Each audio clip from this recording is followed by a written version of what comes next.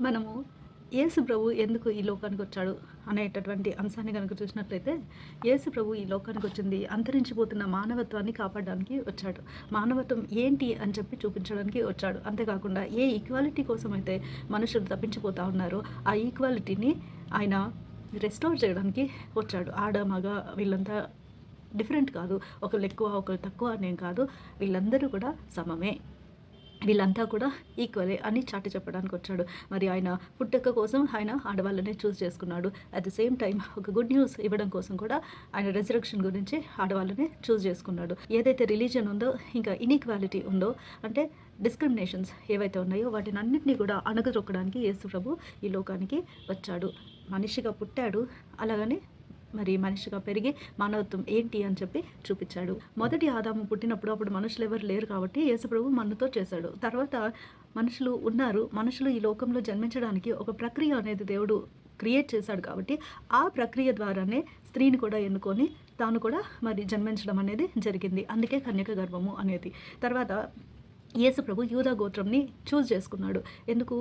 ఆయన ప్రధాన యాజకుడైతే మరి లేవి గోత్రాన్ని కదా చూస్ చేసుకోవాలని, అంటే ఆయన ఒక రైచియస్ ఫ్యామిలీ నుంచి రావాలా అని అనుకున్నాడు కాబట్టి యూదా గోత్రాన్ని ఆయన చూస్ చేసుకోవడం అనేది జరిగింది. అందుకే వాక్యంలో ఉంటుంది కదా, అంటే నేను వేరే గోత్రాలని చూస్ చేసుకోలేదు కానీ యూదా గోత్రాన్ని నేను ఎన్నుకున్నాను అని చెప్పి దేవుడు అంటూ ఉంటాడు. ఇప్పుడు యేసుప్రభు పుట్టాడు, మనిషిగా ఎలా ఉండాలనేసి చూపించినాడు. మనిషిగా ఆయనకు ఉన్నటువంటి గుణాతిశయాల్ని మనం అనుసరించి నడుచుకోవాలి అని చెప్పి ఆయన ఉద్దేశిస్తున్నాడు. ఆయన వచ్చిన దానికి బేసిక్గా ఏంటి అని అంటే, రిలీజియన్ మీరు కట్టుకున్నారు, రిలీజియన్ నేను కట్టుకోలేదు. ఒకవేళ ఈరోజు రేపు క్వశ్చన్స్ ఉండొచ్చు మనుషులకి, అంటే క్రిస్టియన్స్ కదా, క్రిస్టియన్స్ చెప్పేది మనం ఎందుకు వినాలి? ఒకవేళ దేవుడు నన్ను ఒక క్రిస్టియన్గా చూడాలి అని అనుకుంటే, లేదా క్రిస్టియన్ ఫ్యామిలీలో నేను పుట్టాలి అని ఉద్దేశించినట్లయితే, అప్పుడు నన్ను ఒక క్రిస్టియన్ ఫ్యామిలీలోనే పుట్టించి ఉండొచ్చు కదా. నన్ను ఎందుకు వేరే ఫ్యామిలీలో పుట్టించాలంటే, మనం అర్థం చేసుకోవాల్సింది ఏంటంటే, యేసుప్రభు రిలీజన్ని క్రియేట్ చేయలేదు కదా.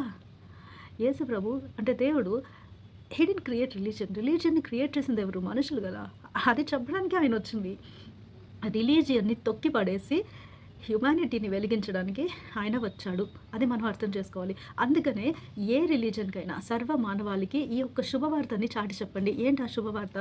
దేవాది దేవుడు మానవాధారంగా ఈ లోకానికి వచ్చాడు అన్నదే ఆ నక్షత్రంలో కూడా దేవుడు చూపించింది. సో ఆ తారల్లో కూడా దేవుడు ఆయన ఆ మర్మాన్ని పెట్టాడు. ఎందుకంటే ఆ స్టడీని చేసినప్పుడు, అంటే వాళ్ళు ఫిజిసిస్ట్ కావచ్చు ఆ కాలంలో, మరి ఆస్ట్రాలజర్స్ కావచ్చు, లేకపోతే జ్ఞానాన్ని మరి అన్వేషించి తెలుసుకునేటటువంటి వాళ్ళైనా, లేకపోతే ఎక్కువ విద్య చేసినటువంటి వాళ్ళైనా, అంటే ఈ జ్ఞానము, విద్య ఇవన్నీ ఎవరికి ఉంటుంది అంటే రాజులకి చెందినటువంటి పరిస్థితి. అందుకనేసే తూర్పు నుంచి మరి రాజులు లేదా జ్ఞానులు ఆయనని దర్శించుకోవడానికి వచ్చారని మనకు వాక్యంలో ఉంటుంది. ఆ వైజ్ మెన్ వాళ్ళు స్టార్స్ని స్టడీ చేసినప్పుడు వాళ్ళకి తెలిసింది ఏంటి అని అంటే, మనకు దేవుడు మానవాధారంగా అవ్వేటటువంటి ఆనవాళ్ళు కనిపిస్తూ ఉన్నాయి. అంటే దేవుడు మనిషిగా పుడతా ఉన్నాడు పలానా చోట్ల, దానికి మనము వెళ్ళి సాగిలపడాలి, మనం దర్శించుకోవాలి అని చెప్పి వాళ్ళు అనుకోవటం అనేది జరుగుతుంది. అలాగే ఇంకొక సందేశం అందులో ఏంటి అనంటే, రాజులకు రాజు పుట్టబోతా ఉన్నాడు. ఒక ఎంపరర్ కావచ్చు, లోకమంతటికి రాజు. ఈ రాజు ఎవరని చూడాలనేటటువంటి ఆత్రము. అందుకనేసి ఈ వైజ్ మెన్ ఆ స్టార్స్ని స్టడీ చేసినప్పుడు దేవుడు తను తాను ఎలా పరిచయం చేసుకున్నాడు? రాజులకు రాజుగా పరిచయం చేసుకున్నాడు. అందుకనే he is your king and my king, because he introduced himself as the king of the world. ఇంకా దేవాది దేవుడు, lord of lords and king of Kings.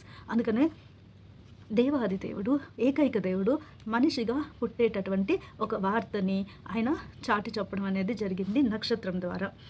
అది చూసి జ్ఞానులు వెంబడించి ఆయనని దర్శించుకున్నారు. ఈ హ్యుమానిటీ అనేది ఎలా అంతరించిపోతూ ఉంది అనేది మనం చూసినట్లయితే, ఈ ఒక మరి చేతబడి ముగ్గులాగా, లేకపోతే ఒక మేజ్ అని చెప్పుకోవచ్చు, అంటే అట్టడివిలాగా, లేదనంటే ఒక స్ట్రాటజిక్ వ్యూహము, అంటే వలయముతో కలిగినటువంటి ఒక వ్యూహము. అంటే ఏంటి? స్ట్రాటజికల్ అప్రోచ్ అనమాట.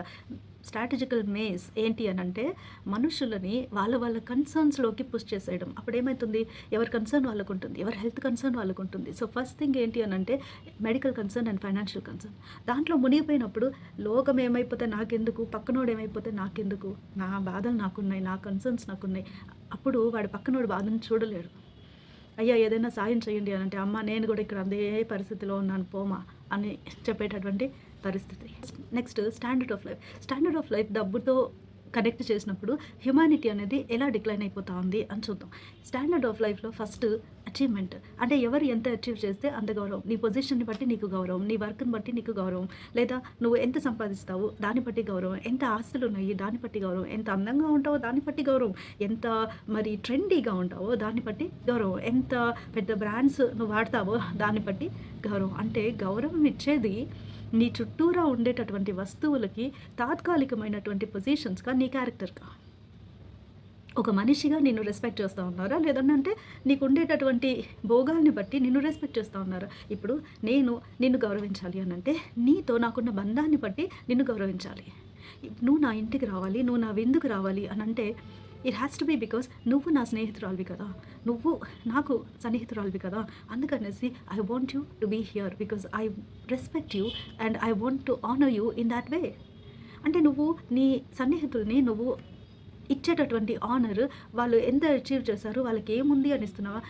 మా ఫ్రెండ్ అంటే చెప్పుకోవడం, ఎవరిని పిలవడానికి ఇష్టపడతారు అని అంటే చెప్పుకోదగినటువంటి వాళ్ళని పిలవడానికి ఇష్టపడతారు అని అంటే నువ్వు పిలిచినప్పుడు వీళ్ళు చాలా గొప్ప సింగర్, వీళ్ళు చాలా గొప్ప వ్యక్తులు, వీళ్ళు చాలా ఆస్తిపరులు, వీళ్ళు చాలా చదువుకున్నారు, బాగా అచీవ్ చేస్తున్నారు, వీళ్ళు డాక్టర్స్, వీళ్ళు లాయర్స్, వీళ్ళు ఆ పొజిషన్ ఈ పొజిషన్, అంటే నువ్వు చెప్పుకోదగినటువంటి ఫ్రెండ్షిప్స్ని కోరుకుంటున్నావా? లేదనంటే సాటి మనిషిని, అది ఎవరినైనా కూడా నువ్వు నీకు వాళ్ళకి ఉన్నటువంటి బంధాన్ని బట్టి నువ్వు ఇతరులను ప్రేమిస్తున్నావా? Decline of humanity. నువ్వు ఒక మనిషిని గౌరవించేది వాళ్ళకు ఉన్నటువంటి వ్యక్తిత్వాన్ని బట్టి, నీకు వాళ్ళతో ఉన్నటువంటి సంబంధాన్ని బట్టి గౌరవించాలి, అంతేగాని వాళ్ళ అచీవ్మెంట్స్ని బట్టి, వాళ్ళ ఫేమ్ని బట్టి కాదు. తర్వాత బ్రాండ్స్, ఎవరు ఎంత పెద్ద బ్రాండ్స్ వాడతారో అంత డబ్బున్న వాళ్ళు అనేటటువంటి ఒక అపోహ, వాళ్ళని ఫాలో కావాలా? ఆ బ్రాండ్స్ కొనుగోలు చేస్తున్నారంటే బాగా డబ్బుండే వాళ్ళు అనేది, అంటే బ్రాండ్స్ అన్నిటిని ఎలివేట్ చేసేసి వాటి క్వాలిటీ ఏదైనా కూడా కానీ, ఆ క్వాలిటీ ఇంకా తక్కువే ఉండని ఎక్కువే ఉండని ఏదైనా కూడా కానీ, బట్ బ్రాండ్ ఇస్ బ్రాండ్ అది. అండ్ ట్రెండ్, అది నీకు కంఫర్టబుల్గా ఉండని ఉండకపోని, నీ స్తోమతలో ఉండని ఉండకపోని, కానీ ఆ ట్రెండ్ నడుస్తుంది కాబట్టి అది కావాలి. అంటే because I want to be going with the world కదా, అంటే లోకంతో పాటు నేను కూడా ఉండాలి. కానీ నేను వెనకబడిపోతే ఎలా? ఏంటి వెనకబడిపోయేది అంటే ఫాలోయింగ్ కరెంట్ ట్రెండ్ ఏదైతే ఉందో దాన్ని చేయకపోతే వెనకబడిపోయినట్ట లెక్క. అలా ఉంది మనుషుల యొక్క ఆలోచన. స్తోమత లేకపోయినా అప్పులు చేసైనా కూడా సరే మరి బ్లౌజులకి వర్కులు చేయించుకోవాలా, ఏదైనా. ఇప్పుడు కళా నైపుణ్యత అనేది అభినందించదగినదే, కానీ నీకు స్తోమత ఉందా నువ్వు చేసుకో, అది నీకు కంఫర్టబుల్ ఉందా అసలు ఫస్ట్ అది చూసుకో. అదంతా ఉండదు, ఇది కావాలా. మళ్ళీ అది వేసుకున్నాక నువ్వు హ్యాపీగా ఉంటారా మనుషులు? సరే ట్రెండ్, బ్రాండ్, వాట్ ఎవర్, కొన్ని సంతోషంగా ఉంటారా? లేదు. కొనుక్కున్నాక వాళ్ళు అది వేసుకున్నాక అప్రిషియేషన్ కావాలా? ఎవరో ఒకరు వచ్చి అబ్బబ్బలే ఉంది అని చెప్పాలా? అలా చెప్పినప్పుడు ఇది ఇంత తెలుసా, ఇది అంతా తెలుసా అని చెప్పుకోవాలా. ఒకవేళ ఎవరు ఏది చెప్పలేదంటే వీళ్ళే పని కట్టుకొని ఎదుటి వాళ్ళని చిన్నపుచ్చాలి అన్నటువంటి ఉద్దేశంతో, దేనికి? ఎదుటి వాళ్ళని హ్యూమిలియేట్ చేయాలి కదా, ఇన్సల్ట్ చేయాలి కదా. అందుకోసము ఇది ఇంత వెల పెట్టుకున్నా తెలుసా, ఇది చాలా ప్యూర్ సిల్క్ తెలుసా, ఇది చాలా అది తెలుసా, ఇది తెలుసా, ఇవి ఎక్కడ కొన్నా, ఆ కంట్రీలో కొన్నా, ఈ కంట్రీలో కొన్నా, నువ్వు ఏడు కొనుక్కుంటే ఏంది? Aren't you happy with that? అంటే నీకు కాన్ఫిడెన్స్ లేదా, లేకపోతే సంతోషం లేదా? దాన్ని చెప్పుకుంటే ఏమొస్తుంది? ఏమీ రాదు, నీకేదో వస్తుంది తలనొప్పి అంతే. Because you are not satisfied with what you are wearing. దీనికి వాక్యం ఉందా? ఓ ఎస్ ఉంది. ఏం వాక్యం ఉంది అని అంటే, blindly following the trend is called emulations, అంటే కాపీయింగ్. వేరే వాళ్ళని ఏది చేస్తే అది అనాలోచితంగా కాపీ చేసుకుంటా పోవడం. అండ్ రివెలర్స్, ఎవరు వీళ్ళంతా? దోస్ హూ రైవల్, అంటే those who insult other people. ఎక్కడ ఉంది ఈ వాక్యంలో? ఎవరెవరు పరలోక రాజ్యానికి వెళ్ళరు అనే లిస్ట్లో ఉంది. ఎవరెవరు కాపీ కొడతారో, ఎవరెవరు ఇతరులను ఇన్సల్ట్ చేస్తారో వీళ్ళంతా కూడా పరలోక రాజ్యానికి వెళ్ళరు అని వాక్యంలో ఉంది. ఎక్కడుంది? 1 కొరింథీయులు 6వ అధ్యాయము 9 నుంచి 10 వరకు. సో వీళ్ళంతా పరలోక రాజ్యానికి వెళ్ళరు అనేటటువంటి మాటల్లో దేవుడు మెన్షన్ చేస్తున్నాడు. ఇకపోతే టాలెంట్ చర్చ్లో మ్యూజిక్ ప్లే చేస్తే అబ్బా దేవుడి కోసం గొప్పగా వాడబడిపోతా ఉన్నారు అంతే అనేటటువంటి అపోహ. నువ్వు చర్చ్లో మ్యూజిక్ ప్లే చేస్తే దేవుడి గురించి వాడబడినట్ట లెక్క? అట్లా కాదే. దేవుడితో పాటు ఎప్పుడైనా కూర్చొని నువ్వు పాటలు పాడుకున్న అనుభూతి ఉందా? దేవుడి దగ్గర నేర్చుకున్నటువంటి అనుభూతి ఉందా? అది దేవుడి కోసం పాడుకునేది. లిటరలీ. లేదా నీ యొక్క టాలెంట్ నాన్ ప్రాఫిటబుల్‌గా ఎవరికైనా ఉపయోగపడతా ఉందా? ఎప్పుడైనా దేవుడు చేత ప్రేరేపించబడి నువ్వు పాడినప్పుడు, ఆ పాట ద్వారా గానీ, ఆ లిరిక్స్ ద్వారా గానీ ఇతరులకి ఒక సందేశం నువ్వు అందిస్తా ఉన్నావా? లేదా దేవుడు ఇతరులని దర్శిస్తా ఉన్నాడా? అంటే ఇతరుల మనసుని దేవుడు తన మాటలతో తాకుతున్నాడా? లేదా ఒక సందేశాన్ని ఇస్తున్నాడా? అది చూసుకోవాలి. టాలెంట్ అనంటే మళ్ళా టాలెంట్ ఉంది గదా అని దాన్ని కూడా మన మనీతో కనెక్ట్ చేస్తారు. ఎట్లా అనంటే టాలెంట్ ఇంత ఉంది గదా! దాంతో you can make money, you can be big అది కూడా ఫర్ గాడ్స్ గ్లోరీనే కదా! ఎలా? How? How? What we think as being for God's glory is not correct. అంటే ఒకదాన్ని మ్యాగ్నిఫై చేసి, అంటే నీకు తెలిసిన నీ పరిధిలో మన ఇంటలెక్చువల్ ప్లేన్‌లో మనము దాన్ని మ్యాగ్నిఫై చేసి చూయించడం that's not for God's glory. అది కాదు. దేవునికి మహిమ ఎప్పుడు కలుగుతుంది? పొరుగువానికి నీ టాలెంట్స్ ఉపయోగపడితే అప్పుడు కలుగుతుంది అంతే. అది ఏ రకంగా నువ్వు పెద్ద ఫేమస్ అయిపోయేసి క్యాసెట్లు, సీడీలు రిలీజ్ చేసుకొని నీ పాటలన్నీ అందరూ పాడుకుంటా అంటే అట్లా కాదు. నీ టాలెంట్తో దేవుడు ఏం చేయాలనుకుంటా అన్నాడో దాన్ని చెయ్యనివ్వు. అప్పుడు దేవుడు మహింపరచబడతా ఉంటాడు. అందరూ ఏమనుకుంటారంటే మా పిల్లలకి పాటలు నేర్పించేసాము, వాళ్ళు మ్యూజిక్ ప్లే చేస్తారు, వాళ్ళు పాటలు పాడతారు, వాళ్ళు చర్చిలో వాయిద్యాలు వాయిస్తారు, బయట పోయి ఏం చేస్తారు? సిగరెట్లు తాగుతారు, సినిమాలు చూస్తారు, అమ్మాయిని టీజ్ చేస్తారు, ఇంకా బూతులు మాట్లాడతారు, చెయ్యకూడని పనులన్నీ చేస్తూ ఉంటారు. అది స్టాండర్డ్. చర్చిలో మ్యూజిక్ ప్లే చేస్తే అంటే దేవుని బిడ్డలు అయిపోయారా? బయట చేసే చేష్టలేంది? సరే ఇంట్లో చేసే టెస్టులేంటి? చిన్నపిల్లలే సరే, సండే స్కూల్ పిల్లలే సరే, చిన్నపిల్లలే సరే, వాళ్ళు ఇంట్లో ఎలా బిహేవ్ చేస్తున్నారు? పాటలు పాడతారు ఓకే. నువ్వు నేర్పి పాడించినంత మాత్రాన, వాక్యము కంటత పెట్టి చెప్పించినంత మాత్రాన వాళ్ళు వాళ్ళ క్యారెక్టర్‌లో ఎదుగుతున్నారా? వాళ్ళ హావభావాలు ఎలా ఉంటున్నాయి? ఎలాంటి ఫేషియల్ ఎక్స్‌ప్రెషన్స్ వాళ్ళు ఇస్తా ఉన్నారు? లోబడుతున్నారా తల్లిదండ్రులకి? మాట వింటున్నారా? తిరగబడి మాట్లాడుతున్నారా? ఇతరులతో ఎలా మాట్లాడుతూ ఉన్నారు? ఎలా బిహేవ్ చేస్తూ ఉన్నారు? మర్యాద లేని మాటలు, తిరగబడేటటువంటి మాటలు, ఇవన్నిటికీ మనం జవాబుదారులం కామా యాజ్ పేరెంట్స్? అయితే మరి టాలెంట్ ఉంది, ఒక పాట పాడిచ్చేసి నా బిడ్డకి టాలెంట్ ఉంది అని చెప్పుకునేది కాదు. వాళ్ళు ఎలా ఎదుగుతున్నారు, యాజ్ హ్యూమన్ బీయింగ్స్ వాళ్ళు ఎలా ఎదుగుతున్నారు దాన్ని చూసుకోవాలి. Because parents are ultimately accountable to God. మనం ఎట్లా పెంచుతా ఉన్నాము, వాళ్ళు ఎట్లా పెరుగుతూ ఉన్నారు, మనుషులుగా ఎట్లా తయారవుతూ ఉన్నారు అనేదానికి వీ ఆర్ అకౌంటబుల్. సరే, ఇప్పుడు మరి ఫాల్స్ యాంబిషన్స్లోకి పిల్లలు వెళ్ళిపోతూ ఉన్నారు. అంటే ఒక అమ్మాయి ఉంది, ఆ అమ్మాయి ఇంటర్వ్యూ ఇచ్చి మాట్లాడుతుంది. తన యాంబిషన్ అంట ఒక పాన్ స్టార్ అవ్వాలని ఉంది అని. మరి అది విన్న పేరెంట్స్ పరిస్థితి ఏంటి? సరే ఆమె అయిన తర్వాత తనకి ఫ్యాంటసీస్ ఉన్నాయి, అచీవ్మెంట్స్ ఉన్నాయి. నేను ఈ టైప్ ఆఫ్ వీడియో చేయాలి, ఆ టైప్ ఆఫ్ వీడియో చేయాలి. ఇదే యాంబిషన్స్. పేరెంట్స్ రియాక్షన్ ఎలా ఉంది? As long as she is earning money it is okay కదా. ఇదంతా యాక్టింగ్ కదా. యాక్టింగా? ఏది యాక్టింగ్, ఏది రియల్ అన్న డిజర్న్మెంట్ లేదా మనుషులకి? అలాగా పిల్లలు ఫాల్స్ యాంబిషన్స్లోకి వెళ్ళిపోతూ ఉన్నారు. సో అలాగా సోకాల్డ్ దేవుని బిడ్డలు, సోకాల్డ్ పిల్లలు, తలాంతులు కలిగినటువంటి పిల్లలు, చర్చిలో మ్యూజిక్ ప్లే చేసేటటువంటి పిల్లలు పై సినిమాలలో మ్యూజిక్ కడతారు. ఎలాంటి సినిమాల్లోకి మ్యూజిక్ ప్రొడ్యూస్ చేస్తారు? ఒక మంచి సాంగ్, సమాజాన్ని మేలుకొల్పేటటువంటి సాంగ్ కాదే, ఐటమ్ సాంగ్లు, అలాంటి పాటలు. సరే నువ్వు సినిమా ఫీల్డ్లోకి పోయినావు, అది ఇంకో రకం. కానీ ఐటమ్ సాంగ్లు వాటికి మ్యూజిక్ ప్లే చేస్తావా? అండ్ అవి పాడుకుంటే ఎంటర్టైన్ చేయడం, ఇవన్నీ టాలెంట్స్ అంట. ఫర్ గాడ్స్ గ్లోరీ అని దేవుని హేళన పరచడం కాదా అది? దెన్ ఇంకొక పిల్లోడు ఏమంటాడు? False ambition. డబ్బు సంపాదించేదే కదా ఇంపార్టెంట్. ఏం లోకస్తులంతా డబ్బు సంపాదించట్లేదా? అయితే మనం క్రైస్తవులు, మనకు అక్కర్లేదా డబ్బు? మనం క్రైస్తవులుగా మనం ఇంకా గొప్పగా ఉండాలి కదా. ఇంకా మనం we have to earn money కదా. దేవుడు చెప్పాడు అట్లా చేయమని. You cannot serve God and money and that is all. That is all. దానికి ఇంకొక స్టేట్మెంట్ లేదు. అది దేవుని మాట. దానికి పైగా నువ్వేం మాట్లాడడానికి లేదు, అంతే. No arguments. సో ఇక్కడ when God said you cannot serve God and money అని అంటే, నువ్వు మనీ ప్రొక్యూర్ చేసుకోవాలని ఎందుకు అంటే you don't want God's grace. You cannot say with your mouth then two things, I want money but I want God also to be my provider. అట్లా కాదు. అయితే choose God to be your provider or outrightly you say that I want to procure money. అంతే. Because that is what God stated కదా. How can there be bystanders? వాడు అట్లున్నాడు, వీడు అట్లున్నాడు, లోకంలో వాళ్ళు అచీవ్ చేసినారు, వీళ్ళు అచీవ్ చేస్తే I also want to earn money. No, you can't say that. So called God's people and so called people of positions. అయితే ఒక పిల్లోడు ఇక్కడ ఏమంటాడు అనంటే, డబ్బు సంపాదించడమే కదా ఇంపార్టెంట్. సో, డబ్బు సంపాదిస్తాను. ఎట్లా సంపాదిస్తే ఏముంది? స్కూల్‌కేదో పోతున్నాము, వస్తా ఉన్నాము అంతే. నాకేమి స్కూల్ చదువుతో ఉపయోగం లేదు. అంటే అదే వాడికి తెలిసింది స్కూల్ గురించి. ఎందుకు? అంటే పేరెంట్స్ ఏం చెప్పలేదు వాడికి పాపం స్కూల్ గురించి. మనం ఎందుకు పిల్లల్ని స్కూల్ పంపుతాము? మనకు చదువు రాదనా? వాడు బయట సమాజంలో పోయి ఇతరులతో ఎలా బిహేవ్ చేయాలో నేర్చుకుంటాడని కాదా? ఏదైనా తీసుకెళ్ళినప్పుడు పక్కన వాళ్ళతో షేరింగ్ నేర్చుకుంటారని కాదా? టీచర్ దండించినప్పుడు ఆ హ్యూమిలియేషన్‌ని ఎలా ఓవర్‌కమ్ చేయాలి అది కదా నేర్చుకుంటారు. ఏదైనా దెబ్బ తగిలినప్పుడు లేదా ఏదైనా గొడవ జరిగినప్పుడు తొందరగా రెకన్సైల్ అయ్యి సారీలు చెప్పుకొని మళ్ళీ ఫ్రెండ్‌షిప్ అవ్వడం అది కదా నేర్చుకుంటారు. సమాజంలో కలిసిమెలిసి ఎలా ఉండాలని నేర్చుకోవడానికి మనం పిల్లల్ని స్కూల్ పంపిస్తున్నామా? లేకపోతే మనకు చదువు రాదనా? ఆలోచించుకోవాలి. ఈ విషయాన్ని if you don't teach to your children ఇలాగే ఫాల్స్ యాంబిషన్స్‌లోకి వెళ్ళిపోతారు. దీని గురించి వాక్యం ఉందా? ఉంది. డోంట్ బీ యాంబిషియస్ అని. Surrender your self to God అని. False pride. ఫాల్స్ ప్రైడ్ ఏంటి అనంటే వివాహం అనేది దేవుడు పెట్టిన వ్యవస్థ. అందుకే 1 తిమోతి 4వ అధ్యాయంలో ఏముంటుంది అనంటే వివాహాన్ని గురించి మరి తప్పుడు బోధలు చేస్తూ ఉన్నారు చాలామంది అనేసి ఉంటుంది.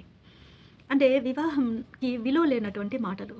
వివాహంలో ఉన్నప్పుడు ఒక మనిషిగా మనం ఎలా ఎదుగుతాము, ఒక మనిషిని ఎలా భరించుకుంటాము, ఒక మనిషిని ఎలా ప్రేమిస్తాము, మానవత్వం ఎలాగ చూపిస్తాము అనే దాంట్లో మనం పెంపొందటం అనేది జరుగుతుంది. That is the beauty of the institution of marriage.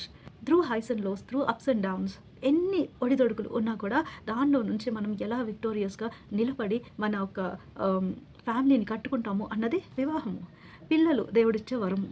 పిల్లల నుంచి మనం ఎంత నేర్చుకుంటాం ఎప్పుడు? పిల్లల్ని సక్రమంగా పెంచినప్పుడు, వాక్యాన్ని కానీ ఫౌండేషన్ చేసినప్పుడు, లేదా విలువలతో పాటు పెంచినప్పుడు. వాక్యం ఒకటి ఉంది, train up a child in the way he should go అని. When he is grown he will not depart from it అని. దీనికి కూడా నువ్వు ఆల్టర్నేట్గా ఇంక ఏది చెప్పేదానికి లేదు. వాక్యం అట్లా ఉంది కానీ అదంతా ప్రాక్టికల్గా లేదు, కుదరదు అని అంటే అలా కుదరదు. అలా ఎందుకు లేదు నీ జీవితంలో అని అంటే ప్రాక్టికల్గా మేబీ నువ్వు ఎక్కడో పొరపాటు చేసి ఉండొచ్చు అంతే. ఎందుకు అనంటే నో మోర్ ఆర్గ్యుమెంట్స్. ఇప్పుడు దేవుడు చెప్పేస్తాడు కదా. ఇప్పుడు ఒక స్టేట్మెంట్కి పైగా ఇంకో స్టేట్మెంట్ ఇచ్చేసినాడు. తర్వాత మనం ఏంది ఇంకా మాట్లాడేది? సో ఈరోజు నీ బిడ్డ స్కూల్కి వచ్చింది, సండే స్కూల్కి వచ్చింది, మరి చర్చికి పోయింది, టాలెంట్స్ ఉంది, అన్నీ ఉన్నాయి. కానీ పిల్లలు మాట వినరండి, పిల్లలు మాట వినట్లేదండి, అటు పోయినారండి, ఇటు పోయినారండి అని అంటే ఎందుకు పోయారు? ఎందుకు పోయి మర్డర్ చేసినారు? ఎందుకు పోయేసి మానభంగం చేశారు? ఎందుకు డ్రగ్ అడిక్ట్స్ అయిపోయినారు? ఎందుకు తాగుబోతులైనారు? అంటే నువ్వు సరిగ్గా చెక్ ఆన్ చేయలేదేమో, అది చూసుకోవాలి. అంతే కదా. If you keep on monitoring your child, if you have founded the word in your every day life, అంటే అనుదిన జీవితంలో వాక్యానికి ఎంత చోటిచ్చావు?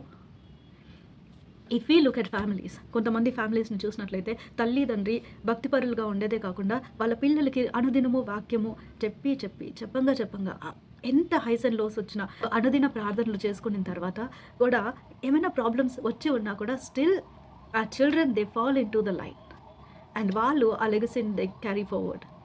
Not even a single child. ఇలాంటి ఫ్యామిలీస్ ఎన్నో తెలిసిన వాళ్ళు ఉన్నారు. ఒక్కళ్ళు కూడా వైదొలిగేటటువంటి అవకాశం ఉండదండి, అట్లా ఉండదు. అందుకే చెప్పేది దేవుని వాక్యం తప్పు కాదు. మరి యవ్వన కాలంలోనో ఎప్పుడైనా కూడా మరి ఎటువంటి పొరపాట్లు జరిగినా కూడా పిల్లలతో తల్లిదండ్రుల ప్రార్థనలు కానీ వాళ్ళు విత్తినటువంటి వాక్యం కానీ వాళ్ళ సోల్స్ని అంటే వాళ్ళు పోగొట్టుకునేటటువంటి పరిస్థితి ఉండదు. They come back to their family again. They come back to God again and they themselves will begin to follow that godly standards.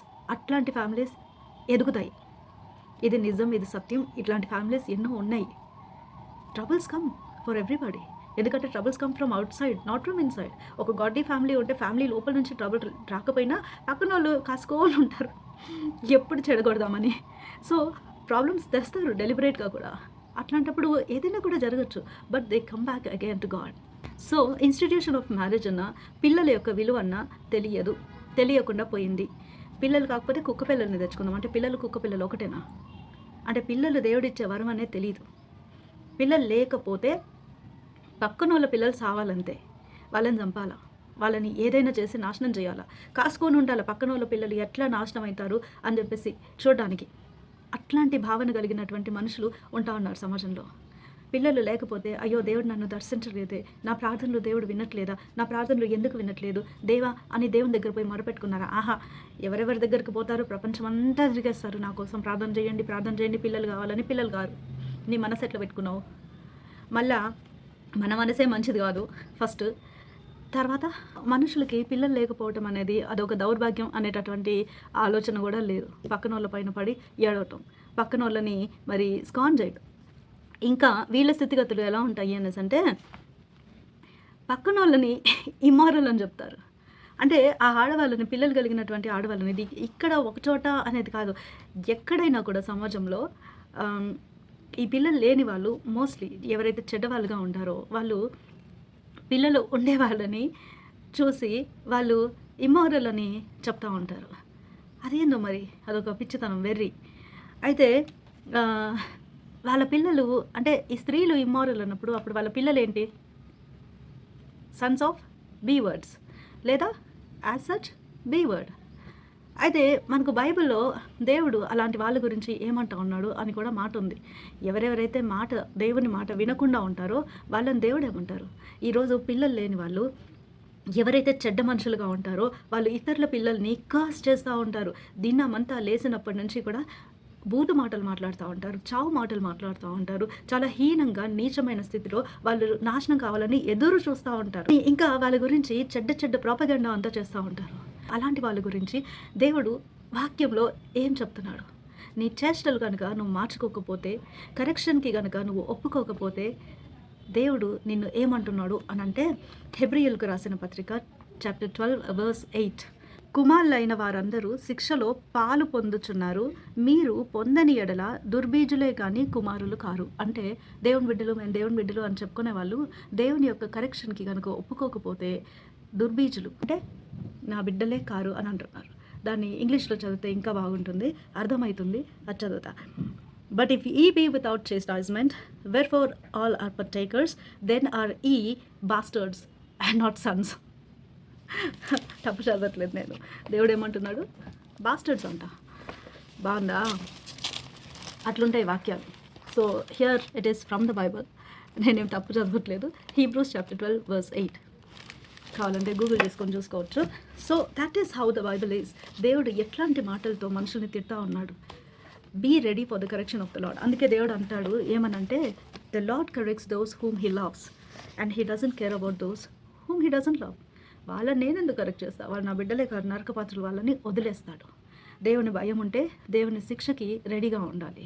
అదనమాట సంగతి. అంటే దేవుడు కరెక్ట్ చేసినప్పుడు మనకు ఆ పాపం నుంచి విడుదల అనేది పొందుకుంటాం. దానికి ఏం చేయాలా? దేవుని దగ్గరికి, దేవా నేను తప్పు యాటిట్యూడ్తో బిహేవ్ చేసినాను, క్షమించు అనేటటువంటి తగ్గుదలతో వెళ్ళాలి అన్నమాట.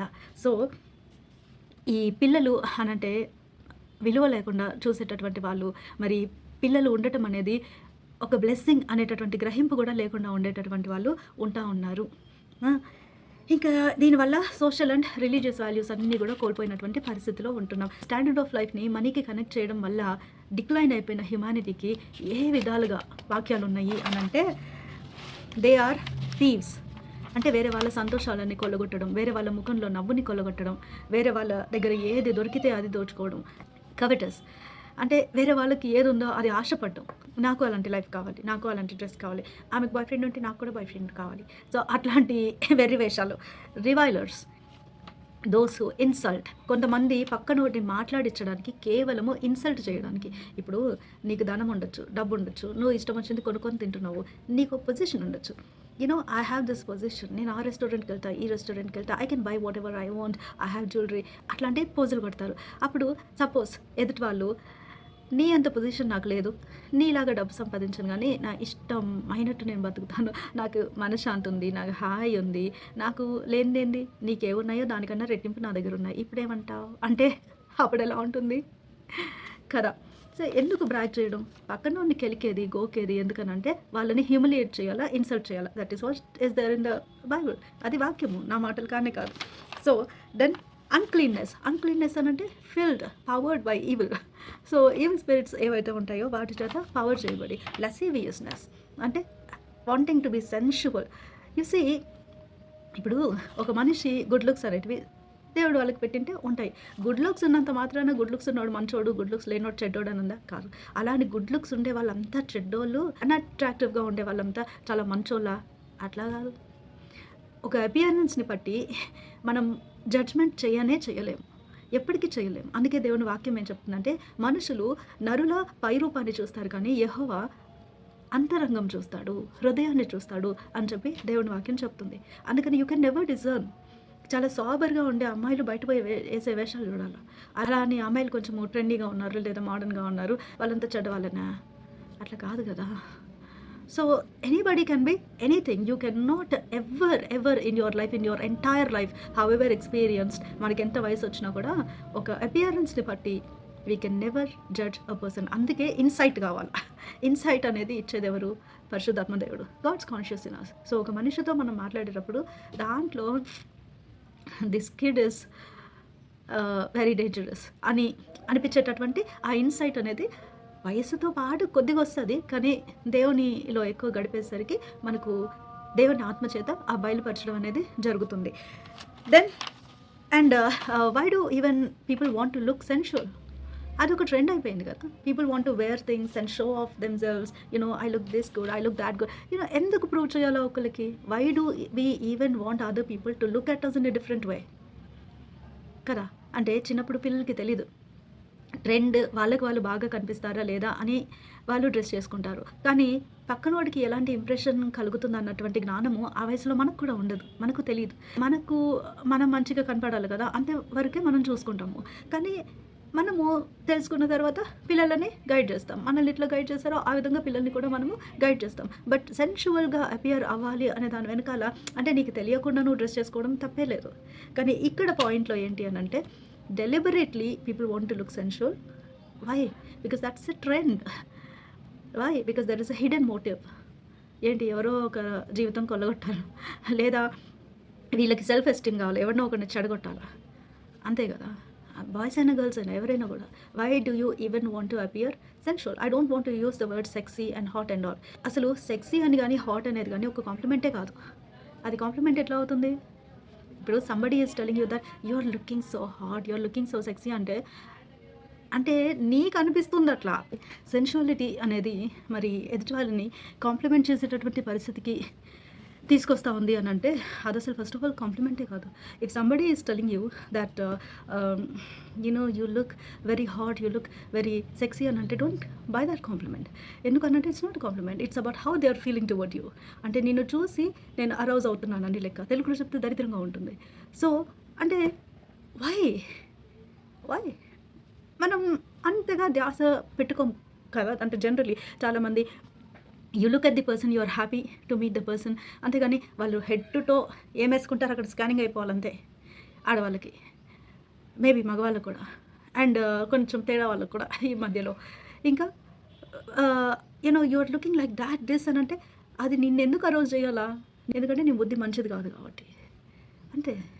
నువ్వు యాటిట్యూడ్తో లేవనంటే వాళ్ళు ఎట్లయినా తిరగని, నువ్వు ఆ దృష్టితో చూడవు కదా.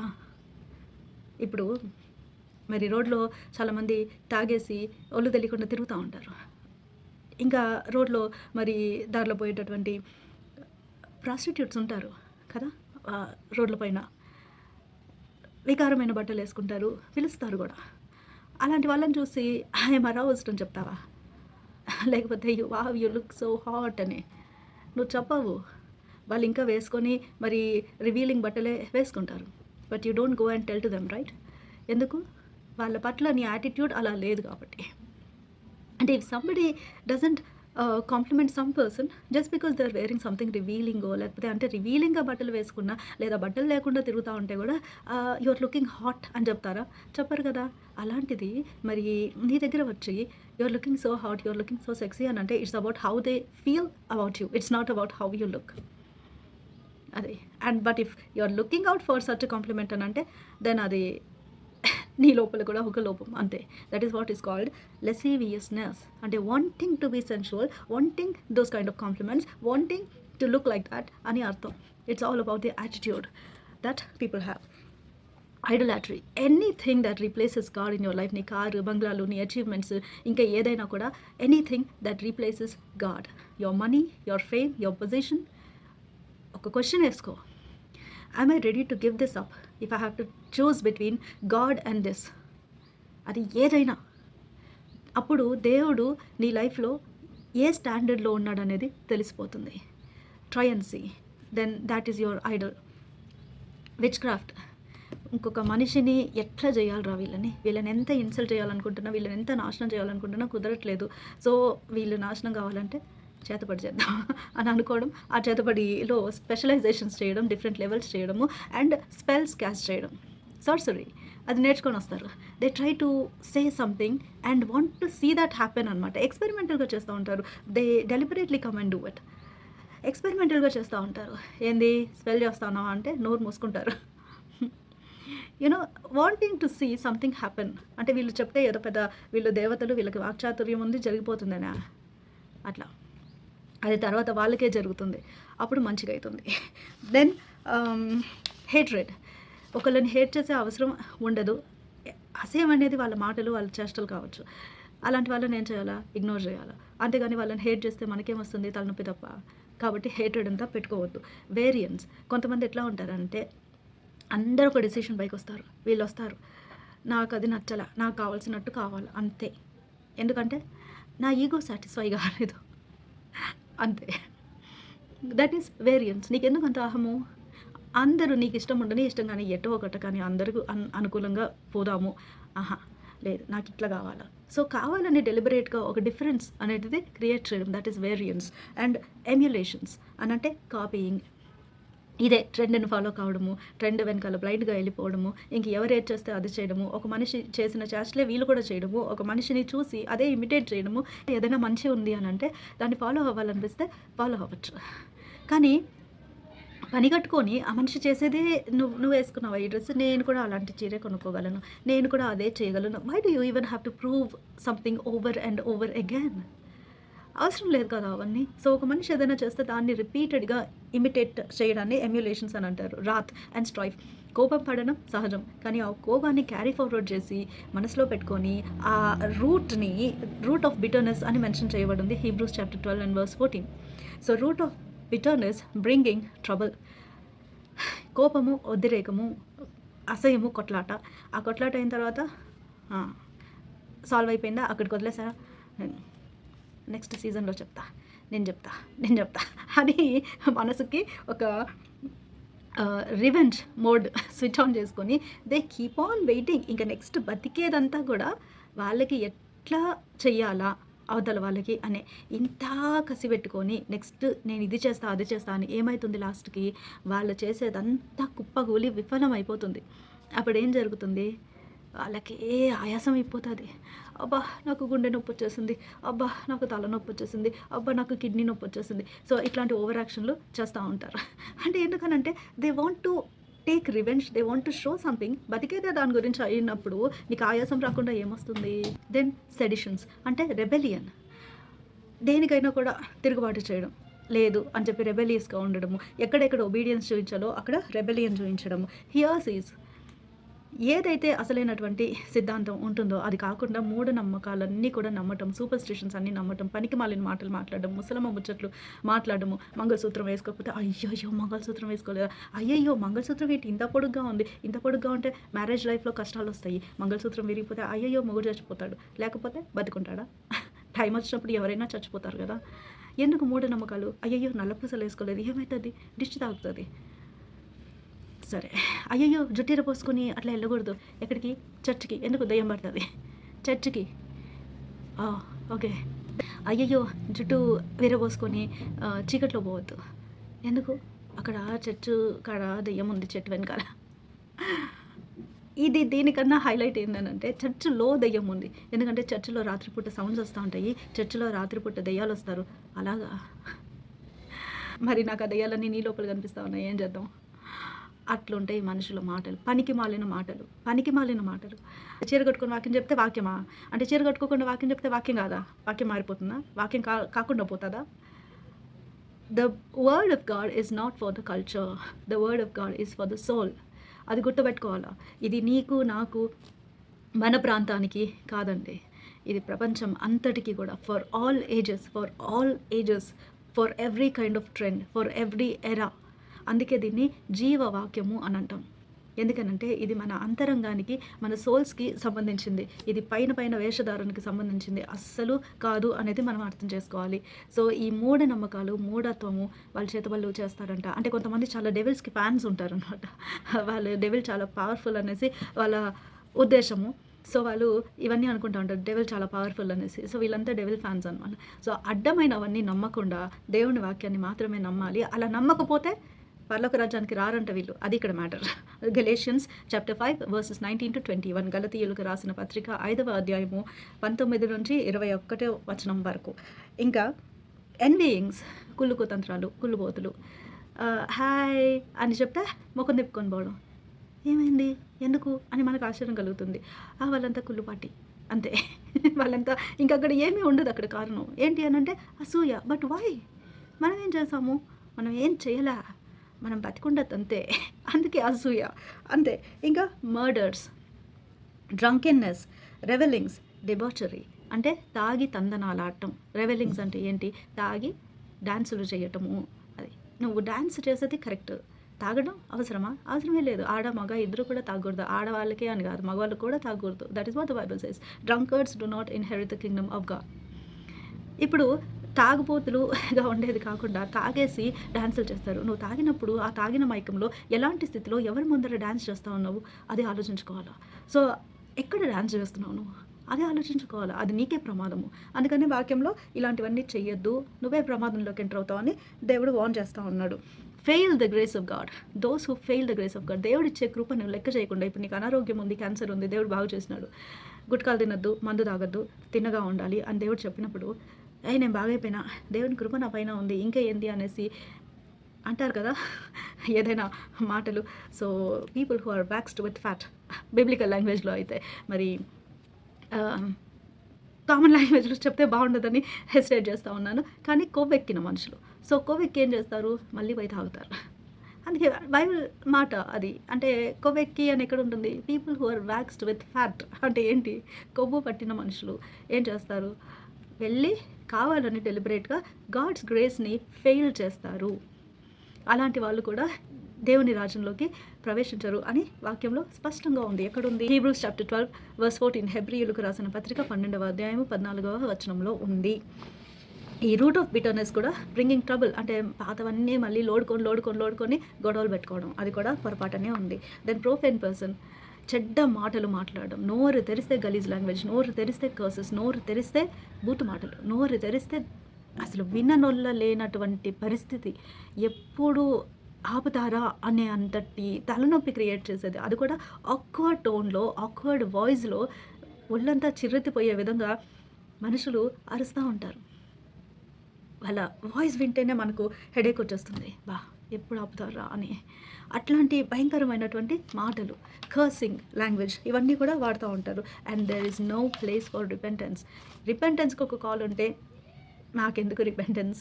వినే వాళ్ళలో ఏదో ఒక వాక్యం అరే నిజమే కదా అనే తగ్గుదలతో రిసీవ్ చేసుకుంటారా? లేకపోతే అద్దో చూడు మనల్ని ఉద్దేశించి చెప్తా ఉంది అనుకుంటే అది ఖచ్చితంగా నీకే.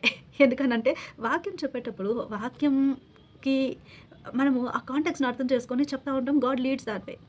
కానీ ఒకవేళ పొరపాటున ఇది మన గురించి చెప్తా ఉంది అని అనిపిస్తే కనుక అది ఖచ్చితంగా వాళ్ళకే అని వాళ్ళు అర్థం చేసుకోవాలి. కానీ అలా అర్థం చేసుకోకుండా ఇదిగో పాస్టర్లు ఇలా చెప్తా ఉన్నారు, అది మనకే చెప్తా ఉన్నారు అంటే వాక్యంలో అలా ఉంది. అలా ప్రేరేపణ కలిగినప్పుడు మనము మరి పర్టికులర్గా ఒక మనిషిని టార్గెట్ చేసి కాదు, కానీ ఈ సన్నివేశాలన్నీ మనం తెలుసుకొని ఉంటాం కాబట్టి వాటి గురించి మనము ఎక్స్ప్లెనేషన్ అనేది ఇవ్వడం జరుగుతుంది. అంతేగాని ఒక పర్టికులర్ మనిషిని టార్గెట్ చేయట్లే. కానీ వినే వాళ్ళకి కనుక ఇది నా గురించి అనిపిస్తే అది ఖచ్చితంగా వాళ్ళ గురించే. అయితే నో ప్లేస్ ఫర్ రిపెంటెన్స్. అప్పుడు ఏం చేయాలా? మనం కూడా మార్చుకోవాలబ్బా, మనం కూడా ఈ వైఖరంతా మార్చుకోవాలా, మానవత్వంతో బతకాలా అని నేర్చుకోవాలా. అట్లా నేర్చుకోకుండా నాకు చెప్పిందా చెప్తాను అంటే సంగతి అని అనుకుంటే మళ్ళీ అది ప్రమాదకరం. ఎవరికి? వాళ్ళకే. సరే, వాళ్ళని దేవుడు ఏమంటా ఉన్నాడు అని అంటే again in revolution, these people do not inherit the kingdom of God. కుక్కలు అంటున్నాడు. కుక్కలు అంటే ఎవరు? Gossip mongers. ఏ పని పాట లేకుండా ఇతరుల గురించి మాట్లాడేదే పనిగా పెట్టుకొని, ఇతరుల గురించి ఆరా తీయడమే పనిగా పెట్టుకొని వాగుతూ ఉంటారు కదా తెలిసి తెలియని విషయాలన్నీ. వాళ్ళని కుక్కలు అంటున్నాడు దేవుడు. మర్డరర్స్, ఇంకా మాటలతో హింస చేసేవాళ్ళు, మ్యాన్స్ లేయర్స్ అంటున్నాడు వాళ్ళని. 1 తిమోతి 1వ అధ్యాయం 9 నుంచి 10 వరకు మ్యాన్ స్లేయర్స్ అంటే మాటలతో హింస పెట్టేవాళ్ళు. మెన్ స్టీలర్స్ ఏది దొరికితే అది దోచుకోవడం, ఏది దొరికితే అది దోచుకోవడం. పెట్టేవాళ్ళు ఉంటే ఎంతైనా వాళ్ళ చేత పెట్టిపించుకోవాలా అనేటటువంటి యాటిట్యూడ్.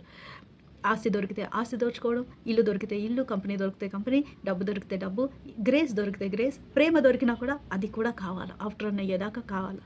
ఎందుకంటే మనకన్నీ ఫ్రీగా వస్తున్నాయి కదా అది. సో కొంచెం పొగిడితే వీళ్ళు ఏదైనా పెడతారు అని అంటే ఇంకా అదే పని కట్టుకొని తండోర వేసుకోవడము, వాళ్ళ ముందర కూర్చొని పొగడం. నువ్వు వాళ్ళ వెనకాల ఎలా మాట్లాడుతున్నావు అనేదంతా దేవుడు చూస్తూ ఉంటాడు. ఆ భయం అనేది ఉండదు మనుషులకి. నెక్స్ట్ లయర్స్ అంటే అబద్ధికులు, పర్జూర్డ్ పర్సన్స్ అంటే రెడీగా వచ్చేస్తారు తా అంటే తందన అనేదానికి. అంటే అబద్ధికులు అబద్ధాలు మాట్లాడేటప్పుడు అబద్ధ సాక్ష్యం పలకడానికి వాలంటరీగా వీళ్ళంతకి వీళ్ళు ఇన్వాల్వ్ అవుతారు. వచ్చేసి ఆమె చెప్పేది అదే ఇంక వీళ్ళు ఒక 4 మాటలు యాడ్ చేసి పనికి మాలిన ఫాల్స్ విట్నెసెస్గా తయారవుతూ ఉంటారు. వీళ్ళంతా కూడా they don't inherit God's kingdom అని అవుట్ రైట్గా చెప్పాడు దేవుడు. అవుట్ రైట్గా ఎన్ని కాంటెక్స్లలో 1, 2, 3, 4, 5, 6 6 books of the New Testament is clearly stating all those people who do not inherit God's kingdom. ఈ 6 పుస్తకాల్లో అవుట్ రైట్గా క్లియర్గా దేవుడు చెప్తున్నాడు వీళ్ళకి పరలోక రాజ్యంలో స్థానము లేదు అని చెప్పి. నా మాట కాదు, ఎవరి మాట కాదు, బైబిల్లో వాక్యం. ఇప్పుడు కాంట్రడిక్షన్ టు సౌండ్ డాక్ట్రిన్. యేసుప్రభు ఎవరు? యేసుప్రభు దేవుడి కుమారుడు కదా, ప్రాఫెట్ కదా, ఇంకేదైనా అంటే యేసుప్రభు దేవుడు అని తెలీదా నీకు? అంటే నువ్వు ఏ రకమైన క్రైస్తవుడివి? అంటే యేసుప్రభు దేవుడు అని తెలీదా? యేసుప్రభువే కదా దేవుడు, దేవుడునే యేసుప్రభువుగా వచ్చాడు కదా. ఈ లోకంలో వచ్చినప్పుడు ఆయన యేసు అనే పేరుతో కదా చలమణి అయ్యాడు. అంటే యేసు అంటే దేవుడు అని నీకు తెలియకపోతే నువ్వు ఎలా ఒక క్రైస్తవుడివి? అంటే నువ్వు వ్యక్తిగతంగా దేవుణ్ణి తెలుసుకోనే లేదని కదా అర్థము. ఇదన్నమాట సంగతి. సో స్టాండర్డ్ ఆఫ్ లైఫ్లో మనీతో కనెక్ట్ చేసేసి పక్కన వాళ్ళని తొక్కి నలిపేసి వాళ్ళని పీడించుకొని తిని వాళ్ళని మాటలని వాళ్ళని ఇన్సల్ట్ చేసి స్టాండర్డ్ ఆఫ్ లైఫ్ బోగస్లో బతుకుతూ ఉంటారు కదా మనుషులు. వాళ్ళ కోసం ఈ వాక్యాలన్నీ కూడా. These people, if you connect your standard of life with money instead of humanity, then you will not go to the kingdom of God అని అవుట్ రైట్గా దేవుడు చెప్పేశాడు ఇప్పుడు చెప్పిన వాక్యాలన్నిటిలో కూడా.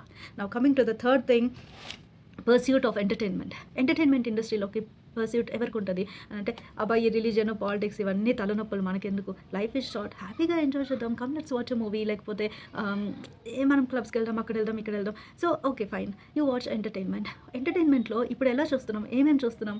Sexual content is getting normalized. అంటే ఏదైతే భార్యాభర్తకు మధ్యలో జరుగుతుందో అది ఎవరి మధ్యలో అయినా జరగచ్చు అని అంటే పెళ్లి కాకపోయినా జరగచ్చు, చిన్నపిల్లల మధ్యలో కూడా జరగచ్చు. అది కాకుండా ఇప్పుడు అంటే ఎనీ జెండర్ మధ్యలో జరగచ్చు. దేవుడు చేసింది 2 జెండర్స్ని, man and woman, male and female. ఈ మధ్యలో తేడా వాళ్ళని ఎవరిని చేయలేదు దేవుడు. న్యూటర్స్ చాలా రేర్గా పుడతాడు, only 2% in the entire world's population. అయితే మరి న్యూటన్స్ అనేవాళ్ళు లేకుండా ఏమవుతున్నారు, ట్రాన్స్జెండర్స్ తయారవుతున్నారు. వాళ్ళే man kind, those who defile themselves with man kind అని ఉంది. అంటే ఇప్పుడు ఆడ మగ అనే వాళ్ళు కాకుండా మగవాళ్ళు, ఆడవాళ్ళు, లేకపోతే ఈ ట్రాన్స్జెండర్స్, మరి వీళ్ళంతా వచ్చినప్పుడు they are called mankind. అండ్ ఇప్పుడు ఏలియన్స్ ఎవరు అని అంటే ఫాల్టీ ఎక్స్పెరిమెంటల్ బై ప్రోడక్ట్స్ కావచ్చు కదా. ఎన్నో సైంటిఫిక్ ఎక్స్పెరిమెంట్స్ జరుగుతూ ఉంటాయి. సో ఆ సైంటిఫిక్ ఎక్స్పెరిమెంట్స్ యొక్క ఫాల్టీ ప్రోడక్ట్స్ కావచ్చు కదా ఏలియన్స్ అయినా ఎవరైనా. So these are all mankind. And ఇలాంటి వాటిల్లో వాళ్ళ మధ్య జరిగేటటువంటి ప్రక్రియలన్నీ కూడా అది కూడా లైంగికపరమైనటువంటివి, ఇవన్నీ చాలా నార్మల్ అని ప్రొజెక్షన్ చేస్తూ ఉన్నారు. కాబట్టి ఏది మంచి, ఏది చెడ్డ, ఏది కరెక్ట్, ఏది కాదు, ఇదంతా నార్మల్ ఏమో అని అనుకుని మనుషులు సెటిల్ అయిపోతూ ఉన్నారు. బికాజ్ అగైన్ సోషల్ వాల్యూస్ లేదా గాడ్లీ వాల్యూస్ అనేటివి క్రాష్ డౌన్ అయిపోతూ ఉన్నాయి. Normalizing violence. సెకండ్ థింగ్, వైలెన్స్ని నార్మలైజ్ ఎట్లా చేస్తూ ఉన్నారు అంటే తలకాయ కోసేసినా కూడా అది వితౌట్ బ్లరింగ్ అలాగే చూపిస్తూ ఉంటే మరి అక్కడ ఆ హీరోని చూసి చప్పట్లు కొట్టాలా, లేదా ఇదే ఇంత భయంకరంగా చూపిస్తూ ఉన్నారు, అసలు ఇది ఈ ఎఫెక్ట్ ఎలా క్రియేట్ చేస్తున్నారు అని అంటే దానికి అన్నిటికీ ఆర్టిఫిషియల్ ఇంటెలిజెన్స్ అంటే ఏఐయా ఎఫెక్టా, లేకపోతే ఇదేమైనా కంప్యూటరైజ్డ్ గ్రాఫిక్సా, లేకపోతే ఇది రియల్గా హారిఫిక్కా? నథింగ్. అంటే నో ఐడియా, నో క్లూ కదా. అలాంటి ఎఫెక్ట్ అంటే how did you even create this effect? లేదంటే ఇంకేదైనా డార్క్ రిచువలా అది, విచ్ ఇస్ అంటే ఒక మూవీలో ఒక పార్ట్ చేసేసినటువంటి రిచువలా? అట్లా కూడా మూవీస్ తీస్తూ ఉన్నారంట కదా. సో ఏది రియల్ ఏది కాదు అనేసేటటువంటి పరిస్థితి తెలియదు. సో అందరినీ ఒక కామెడీలోకి చేసే లోపల అంటే ఇది కామెడీ అని నవ్వాలా? వైలెన్స్ అని భయపడాలా? లేకపోతే అచీవ్‌మెంట్ అంటే హీరో చేసిన అచీవ్‌మెంట్ అని చప్పట్లు కొట్టాలా?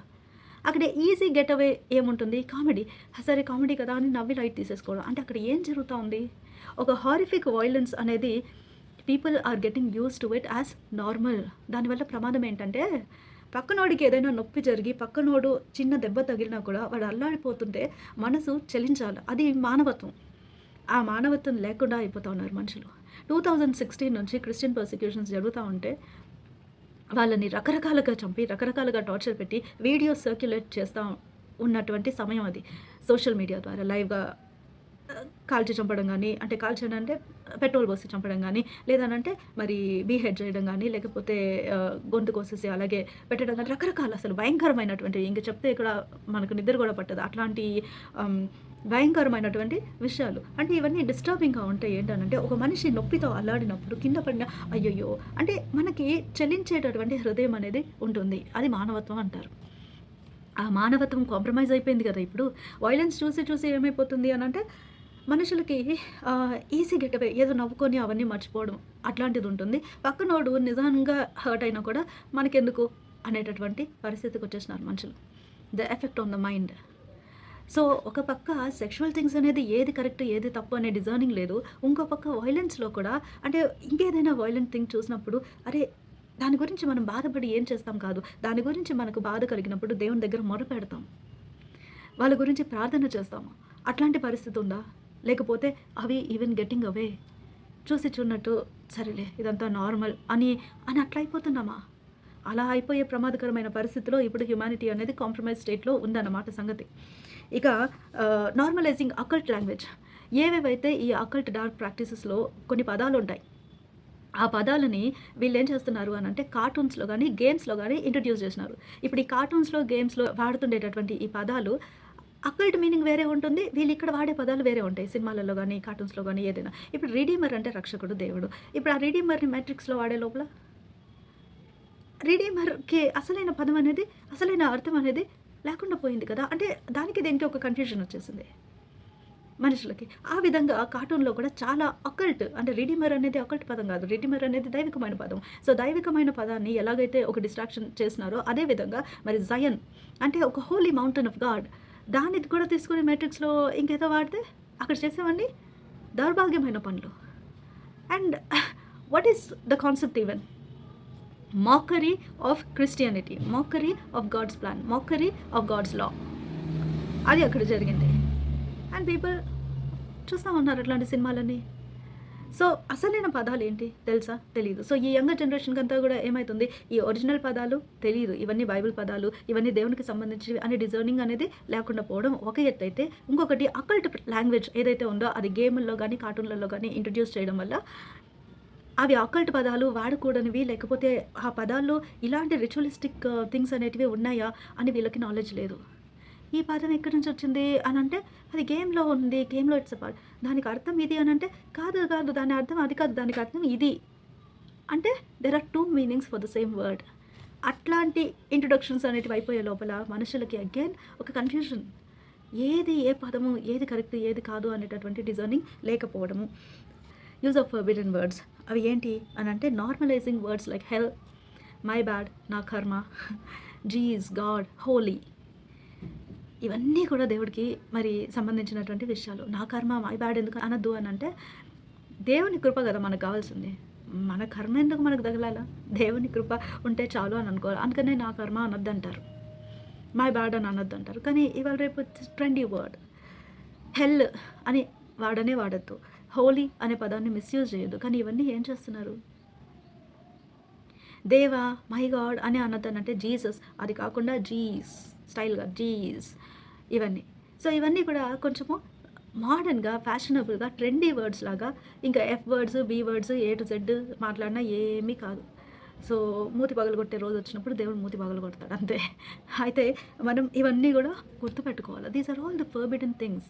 అండ్ దేవుడు మూతి పగలగొట్టేదానికంటే ముందు ఇంకొక వాక్యం ఉంది. ఏంటి అనంటే నాలుకలో జీవ మరణములు ఉండును అని. అంటే the tongue holds the power of life and death. మనం మాటలాడే మాటల వల్లనే మనకు చాలా జరుగుతూ ఉంటాయంట. ఈ third thing pursuit of entertainment ఉండేసరికి ఏమవుతుంది అని అంటే humanity is getting defiled with invalid and vain ideas. ఏదైతే గాడ్లీ స్టాండర్డ్ ఉందో దాన్ని క్రాష్ డౌన్ చేసి మరి వరల్డ్లీ స్టాండర్డ్ ఏది తప్పు ఏది కరెక్టో తెలియనటువంటి పరిస్థితుల్లో మరి మాటలతో కూడా సైతం యూజ్ ఆఫ్ అకల్ట్ లాంగ్వేజ్ తో సైతం humanity is getting defiled. Next ఇంకా ఫోర్త్ థింగ్ రిలీజియన్ అనేది ఎట్లా ప్లే చేస్తూ ఉంటుంది అని అంటే సపోజ్ బై ఎనీ ఛాన్స్ మనుషులు ఏదో ఒక దశలో ఏదో ఒక పాయింట్లో నాకు మనశ్శాంతి కావాలి అని చెప్పి అనుకున్నప్పుడు ఎంత గ్రో అవుతే అంత వెళ్ళిద్ది, ఎంత అచీవ్ చేస్తే అంత వెళ్ళిద్ది. అది తెలిసినప్పుడు మనకి ఏదో కావాలి, ఏదో లిబరేషన్ కావాలి, ఏదైనా మెడిటేషనా లేకపోతే శాంతి పొందుకోవడానికి ఏదో ఒకటి కావాలి కదా అని వాళ్ళకు ఒక మేల్కొలుపు అనేది కలుగుతుంది. అప్పుడు ఏం జరుగుతుంది అని అంటే వాళ్ళు వెళ్తారు బేసికలీ ఒక రిలీజియస్ లీడర్ దగ్గరికి. ఈ రిలీజన్ అనేది వచ్చేటప్పటికి ఏమవుతుంది అని అంటే రిలీజన్ అనేది దాంట్లో ఎక్కువ ఫాల్స్హుడ్ అనేది ఉంటుంది. ఆ రిలీజన్ని డిబంక్ చేయడానికే యేసుప్రభు వచ్చింది. యేసుప్రభు క్రియేట్ చేయలేదు రిలీజన్ని, ఆయన మానవత్వాన్ని క్రియేట్ చేశాడు. ఆయనతో ఒక వ్యక్తిగత సంబంధం ఉండాలి మనుషులకి అని మాత్రమే ఆయన కోరుకున్నాడు. అది చాటి చెప్పడానికి ఆయన వచ్చాడు. కానీ రిలీజన్ ఏం చేస్తుంది, దేవుణ్ణి మనిషిని కనెక్ట్ చేసేటటువంటి ప్రక్రియ. బేసిక్గా పైకి చూపెట్టిన లోపల దాంట్లోనే లోటుపాట్లు అనేటివి క్రియేట్ అయ్యి ఉంటుంది. ఇది ఒక్క రిలీజియన్ అని కాదు, అన్ని రిలీజన్స్ కూడా అంతే. అందుకనేసే ఈ ఫాల్స్ టీచర్స్ ఏం చేస్తారు అని అంటే మరి వాళ్ళు సూక్తులు ఏదైనా చెప్పాలి అని వాళ్ళ దగ్గరికి మనుషులు వచ్చేటప్పుడు వాళ్ళ కోసం ఏదో భవనం కట్టాలా, షైన్ కట్టాలా అని అనుకొని వాళ్ళందరినీ అక్కడికి ఇన్వైట్ చేసేటటువంటి పరిస్థితి. దానికి ఖర్చులు అవుతాయి, డబ్బులు కావాలా, మళ్ళీ ఆ మనుషుల దగ్గర నుంచే డబ్బులు తీసుకోవడం. ఇదంతా కాకుండా మనుషుల్ని అక్కడే పెట్టుకొనేసి ఉండేటటువంటి అవసరత ఏముంది? నువ్వు నేర్చుకొని బయటికి వెళ్ళి బతకాలా, నీ రొటీన్ లైఫ్ అనేది నువ్వు జీవించాలా, అది దేవుని యొక్క వాక్యము చెప్తుంది. కానీ మనుషులు ఏం చేస్తూ ఉన్నారు, నువ్వు అన్నీ వదిలేసి మరి ఇక్కడ వచ్చి ఉండిపో అని చెప్పేసి అక్కడ వాళ్ళకి బసని ఏర్పాటు చేయడం వల్ల వాళ్ళు అక్కడికి వెళ్ళిన తర్వాత అబ్స్కాండ్ అయిపోయేటటువంటి పరిస్థితి. వాళ్ళు అక్కడికి వెళ్ళి ఏమైపోతా ఉన్నారో తెలియదు. అంటే తర్వాత డార్క్ థింగ్స్ అన్నీ కూడా ఈ సీక్రెట్ సొసైటీస్ కానీ ఫాల్స్ రిలీజియన్స్ కానీ మనుషుల్ని ఎలా అట్రాక్ట్ చేస్తారు అని అంటే వాళ్ళు ఏం చెప్తారు అని అంటే మీ సోల్స్ ఇటర్నల్, కరెక్ట్, వాటికి లిబరేషన్ కావాలి, కరెక్ట్, అప్పుడు నీకు పీస్ వస్తుంది. ఆహా, ఏం చెప్పారు, కరెక్ట్. సో పార్షల్ ట్రూత్ని ప్రొవైడ్ చేస్తారు. ఇప్పుడు నీ సోల్కి లిబరేషన్ కావాలి అని అంటే నువ్వు ఇలాంటి ఒక ప్రక్రియ చేయాలి అని అంటారు. అది ఏం ప్రక్రియ? అదే అకల్ట్ రిచువలిస్టిక్ ప్రాక్టీసెస్. కానీ లిబరేషన్ కాజ్ చేసేది ఎవరు? దేవుడు. ఆయన చేసినటువంటి రిచువల్. ఒక హై ప్రీస్ట్గా యేసుప్రభు ఏం చేశాడు? తన రక్తాన్ని తనే ఒక ప్రధాన యాజకుడిగా మందసం పెట్టి పైన పోయడం వల్ల రక్త ప్రోక్షణ జరిగి విమోచన, విడుదల, లిబరేషన్ అనేది కలిగింది. అది కదా గుడ్ న్యూస్. యేసుప్రభు పుట్టాడు, ఈ ప్రక్రియను చేశాడు అనేది ఈ యొక్క సీజన్ యొక్క సారాంశం. ఈ సీజనే కాదు, ఎవ్రీడే మనం అది ధ్యానించుకొని తెలుసుకుంటూ ఉండాలి. ఆయన తిరిగి లేవటం మూలన మరణాన్ని జయించి గెలిచినాడు కాబట్టి ఈ కర్మ అని ఏదైతే అంటామో మరి ఈ యొక్క cycle of sin and curse, దీన్ని బ్రేక్ డౌన్ చేసి గాడ్స్ గ్రేస్ అనేది ఇంట్రడ్యూస్ చేయడం జరిగింది by the provision that he made or by the ritual that he made. ఈ హోలీ రిచువల్ దేవుడు ఏదైతే చేశాడో, ఎందుకు హోలీ? ఆయన రక్తం ఒక్కటి పరిశుద్ధమైనది కాబట్టి. అయితే ఈ లిబరేషన్ యొక్క ట్రూత్ని మరి దాచి ఉంచేసి వీళ్ళు ఏం చేస్తారంటే ఈ రిలీజియస్ రిచువల్ చేయాలి, డార్క్ థింగ్స్ అని. సో ఇక్కడ కొన్ని రిలీజన్స్ ఏం చేస్తాయి అనేసి అంటే మరి మనుషుల రక్తాన్ని తాగడం కానీ లేకపోతే హ్యూమన్ సాక్రిఫైసెస్ కానీ ఇంకా ఏవైనా కూడా. సో ఈ సీక్రెట్ సొసైటీస్ కానీ వీళ్ళంతా చేసేది ఏంటి అని అంటే first thing defiling the mouth. అంటే నీ జీవితం పైన నువ్వే కర్సెస్ పలికేటటువంటి విధంగా నీ నోటిని నువ్వే పాడు చేసుకునేటటువంటి వైఖరిని ఇంట్రడ్యూస్ చేస్తారు. సో దట్ మనిషి మాటలతో వానికి వాడు ఒక కంచె వేసేసుకుంటాడు అన్నట్టు. తర్వాత defiling the body. Sexual immorality ఏ స్థాయికి చేయగలరో ఆ స్థాయికి ఒక్కొక్క లెవెల్లో ఒక్కొక్క కైండ్ ఆఫ్ రిచువలిస్టిక్ థింగ్ అన్నట్టుగా వీళ్ళు ఇంట్రడ్యూస్ చేసి ఆ మనిషిని ఒక్కొక్క ప్రక్రియ ద్వారా, అంటే ఒకసారి ఒక మనిషితో అయితే ఇంకొకసారి ఇంకొక జెండర్తో, ఇంకొకసారి ఇంకొక యానిమల్తో, ఇంకొకసారి మరి గ్రూప్ ఆఫ్ పీపుల్తో, దాన్నే ఆర్గీస్ అంటారు. ఇవన్నీ వాక్యాలు ఉన్నాయి, చూద్దాం. అయితే మరి డిఫైలింగ్ ద బాడీ అనేది ఒకటైతే last thing is trading the soul. అంటే వాళ్ళ ఆత్మని వాళ్ళే నిబంధనతో అమ్ముకునేటటువంటి విధానం. అందుకే సైతానికి లీగల్ రైట్స్ కావాలి. అంటే నువ్వు ఒక లాని, దేవుడు ప్రొవైడ్ చేసిన లాని, దేవుడు ఏదైతే నియమాలు చేశాడో ఆ నియమాలన్నిటిని వయలేట్ చేసినప్పుడు ఏమవుతుంది అని అంటే సైతాను నేను ఈ పని చేయించినాను, ఇప్పుడు ఎట్లా వీళ్ళకి విడుదల దయచేస్తావు అనేటటువంటి విధంగా ఆ లీగల్ రైట్స్ని క్యాప్చర్ చేసుకుంటాడనమాట. So defiling the mouth, defiling the body and defiling the soul or trading the soul, capturing the soul, ఇట్లాంటివి జరుగుతూ ఉంటాయి ఈ యొక్క అకల్ట్ ప్రాక్టీసెస్లో.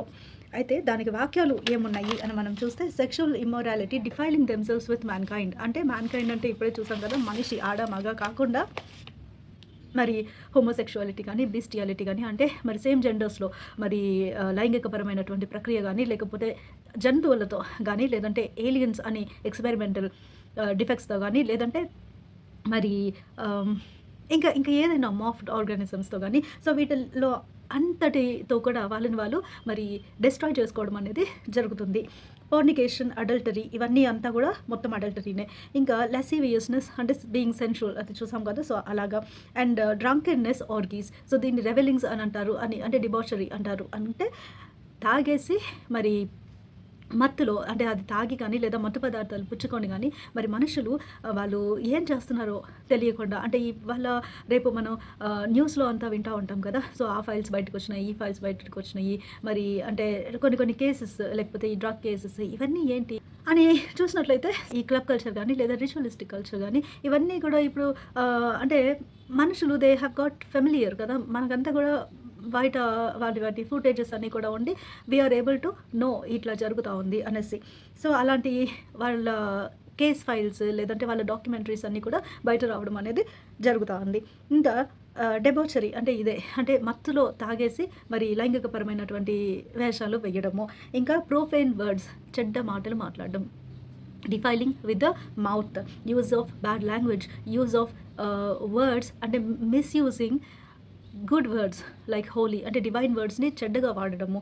తర్వాత ఎఫెమినేట్ అని అంటే వాళ్ళని వాళ్ళు మోడిఫై చేసుకోవడం, బాడీ మార్ఫ్ అంట, అదంటే ఇదంట. ఏమంటే మనుషుల్లాగా ఉండటం ఇష్టం లేదు, వాళ్ళకి సాటిస్ఫాక్షన్ లేదు, అది ఒక ట్రెండ్ అని, కల్చర్ అని, ఇంకేదో అని, లేకపోతే అంతే సింప్లీ ట్రెండ్ అన్నట్టు, అంటే మోడర్నిజం అన్నట్టు. వాళ్ళు ఏం చేస్తున్నారు, వాళ్ళ బాడీని మళ్ళీ తిరిగి it won't go back to the original state. So body morphing అంటే మనిషిలాగా కనపడడం ఇష్టం లేదు, పవర్ఫుల్గా ఫీల్ అవ్వాలి, అందుకనేసి యానిమల్ లాగా కనపడడానికి ఇష్టపడి వాళ్ళ ముఖాన్ని అంతా కూడా యానిమల్ లాగా చేంజ్ చేసుకోవడం జరుగుతూ ఉంది.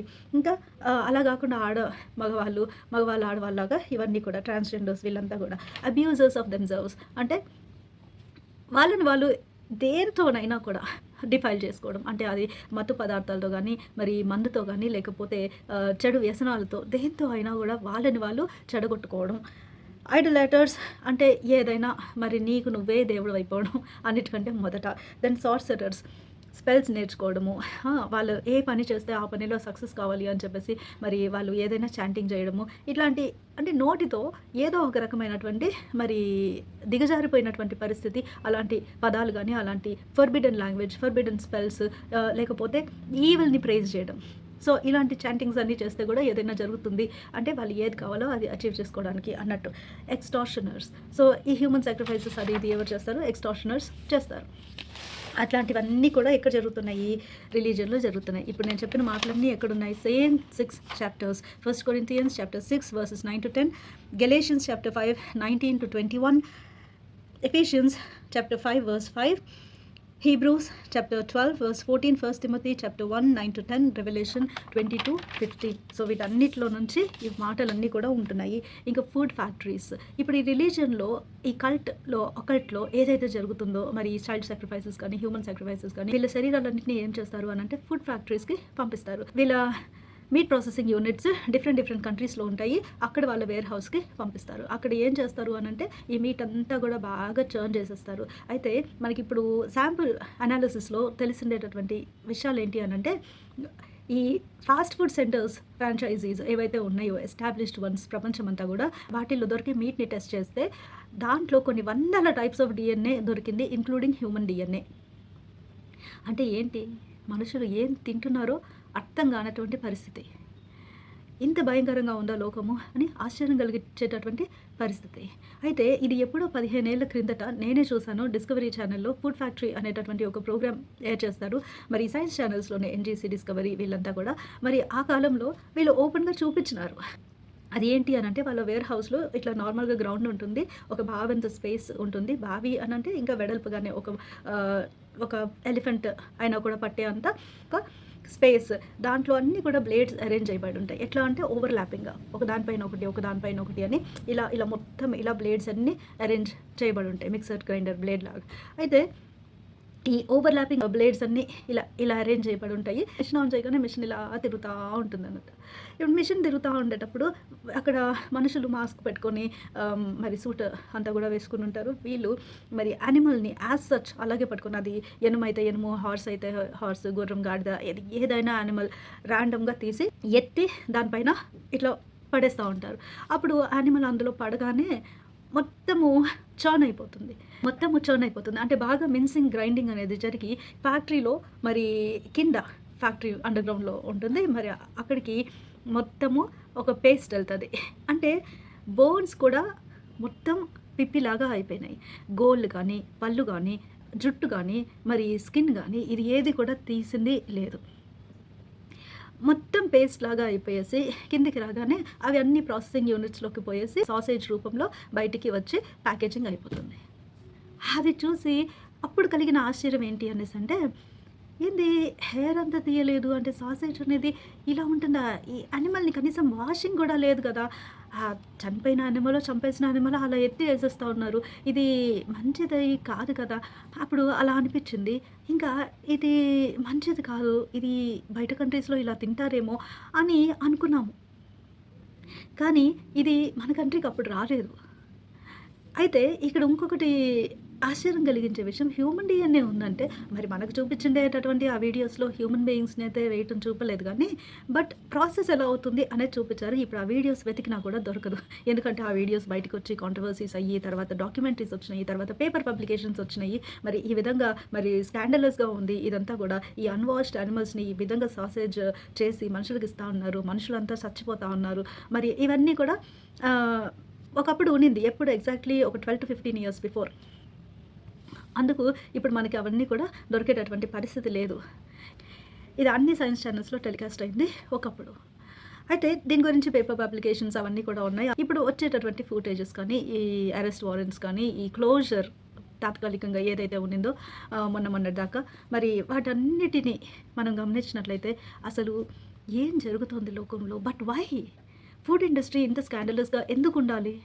అనేటటువంటి ఆలోచన మనం చూసినట్లయితే, మరి ఫుడ్ ఇండస్ట్రీ ద్వారా జరిగేటటువంటి ఎఫెక్ట్ ఏంటి అనంటే ఇంపాక్ట్ ఆన్ ద మైండ్.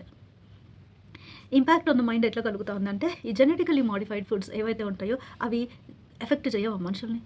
ఖచ్చితంగా చేస్తాయి.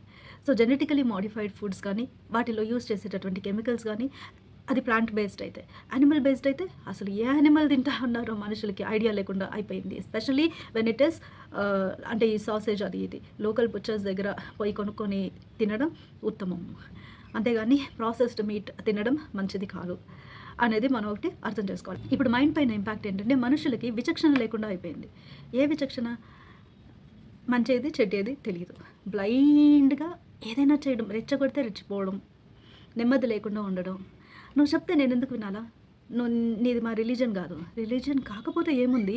మానవత్వం అనేది మనుషులకు ఉంటుంది కదా! మనుషుల గురించి ఏదైనా మాట్లాడేటప్పుడు కొద్దిగా నిదానంగా ఆలోచించి మంచి చెడ్డ అనే విచక్షణ ఉండదా మనుషులకి ఆలోచించుకోవడానికి? అంటే మానవత్వాన్ని కోల్పోయినటువంటి స్థితిలో మనము ఉంటున్నాం. రెచ్చగొడితే రెచ్చిపోవడం. ఎవరిని అభిమానిస్తున్నాము? ఎందుకు అభిమానిస్తున్నాము? అనే ఐడియా ఉందా మనుషులకి? గుడ్డిగా వెళ్ళిపోతూ ఉన్నారు. వేరే ప్రీచర్స్, ఫాల్స్ ప్రీచర్స్ అని, ఫాల్స్ టీచింగ్స్ అని, మరి ఇట్లా సభలు పెట్టే వాళ్ళ దగ్గరికి, ఎవరి దగ్గరికైనా గుడ్డిగా వెళ్ళిపోతూ ఉన్నారు అంతే. ఎందుకు? ఆయన మహానుభావుడు అంతే అంతే అంతే. ఏం వెర్రా? అంటే నీకు ఎందుకు ఒక మనిషిని నువ్వు అభిమానిస్తున్నావు అనే జ్ఞానము, విచక్షణ లేనా? ఒక క్రీడాకారుడిని మనం ఇష్టపడుతున్నాము అని అంటే వాళ్ళు ఆ క్రీడ ఎలా పర్ఫామ్ చేస్తూ ఉన్నారు, ఎలా ఆడుతున్నారు అనే దాన్ని బట్టి కదా. ఎందుకు నీకు ఆ క్రీడ అంటే ఇష్టం? ఫస్ట్ క్రికెటో లేకపోతే ఇంకేదైనా నీకు ఆ క్రీడ ఇష్టము. నెంబర్ 1. క్రీడని ఫలానా విధంగా బెస్ట్ పద్ధతిగా ఈ మనిషి ఆడతాడు, లేకపోతే ఈ మనిషి యూనిక్‌గా ఆడతాడు. సో దాన్ని బట్టి నీకు ఆ పర్టిక్యులర్ ప్లేయర్ అంటే ఇష్టం ఉండాలి. అంతేగాని వాళ్ళ వ్యక్తిగతంతో మనకేం సంబంధం? వాళ్ళెవరో మనకు తెలుసా? తెలీదు. అట్లాంటప్పుడు వాళ్ళని రోల్ మోడల్స్‌గా గానీ, ఐకాన్స్‌గా గానీ భావించేసుకొని నువ్వు క్రీడ వరకు నువ్వు ఇష్టపడటం అనేది సామంజస్యము. ఒక అర్థం ఉంది. కానీ దానికి బియాండ్‌గా బ్లైండ్‌గా వెళ్ళిపోతూ ఉండేది దాన్నేమనాలి? అది. అలాగే ఒక నటుడు, ఒక నటిని నువ్వు ఇష్టపడుతున్నావు అంటే కూడా ఎందుకు ఇష్టపడుతున్నావు? ఆ సినిమాలో ఆ క్యారెక్టర్ బాగా ప్లే చేసినందుకు, అంటే నీకు ఆ క్యారెక్టర్ ప్లే చేయడం నచ్చింది, ప్లే చేసిన విధానం నచ్చింది, ఆ సినిమాలో ఇష్టం. అది వేరే, అదొక అర్థం ఉంది.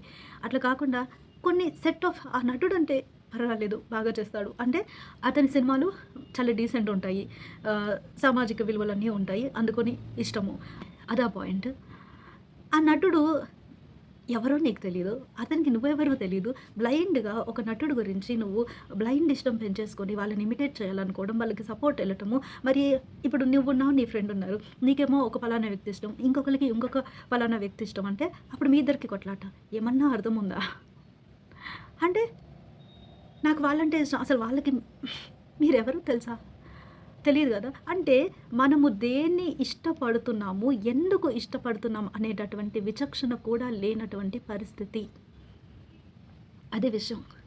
మైండ్ పైన ఇంపాక్ట్. ఈరోజు అందుకే మనకు ఆశ్చర్యంగా ఉంటుంది. నిన్న మొన్నట్లో మళ్ళీ ఇంకో కొత్తది ఏదో అందరూ షేర్ చేస్తా ఉన్నారు. మరి ఎవరో ఒక అబద్ధ బోధకుడు మనుషులు బ్లైండ్‌గా వెళ్తా ఉన్నారంటే అలాంటి వాళ్ళు ఇంక వస్తానే ఉంటారు అంతే.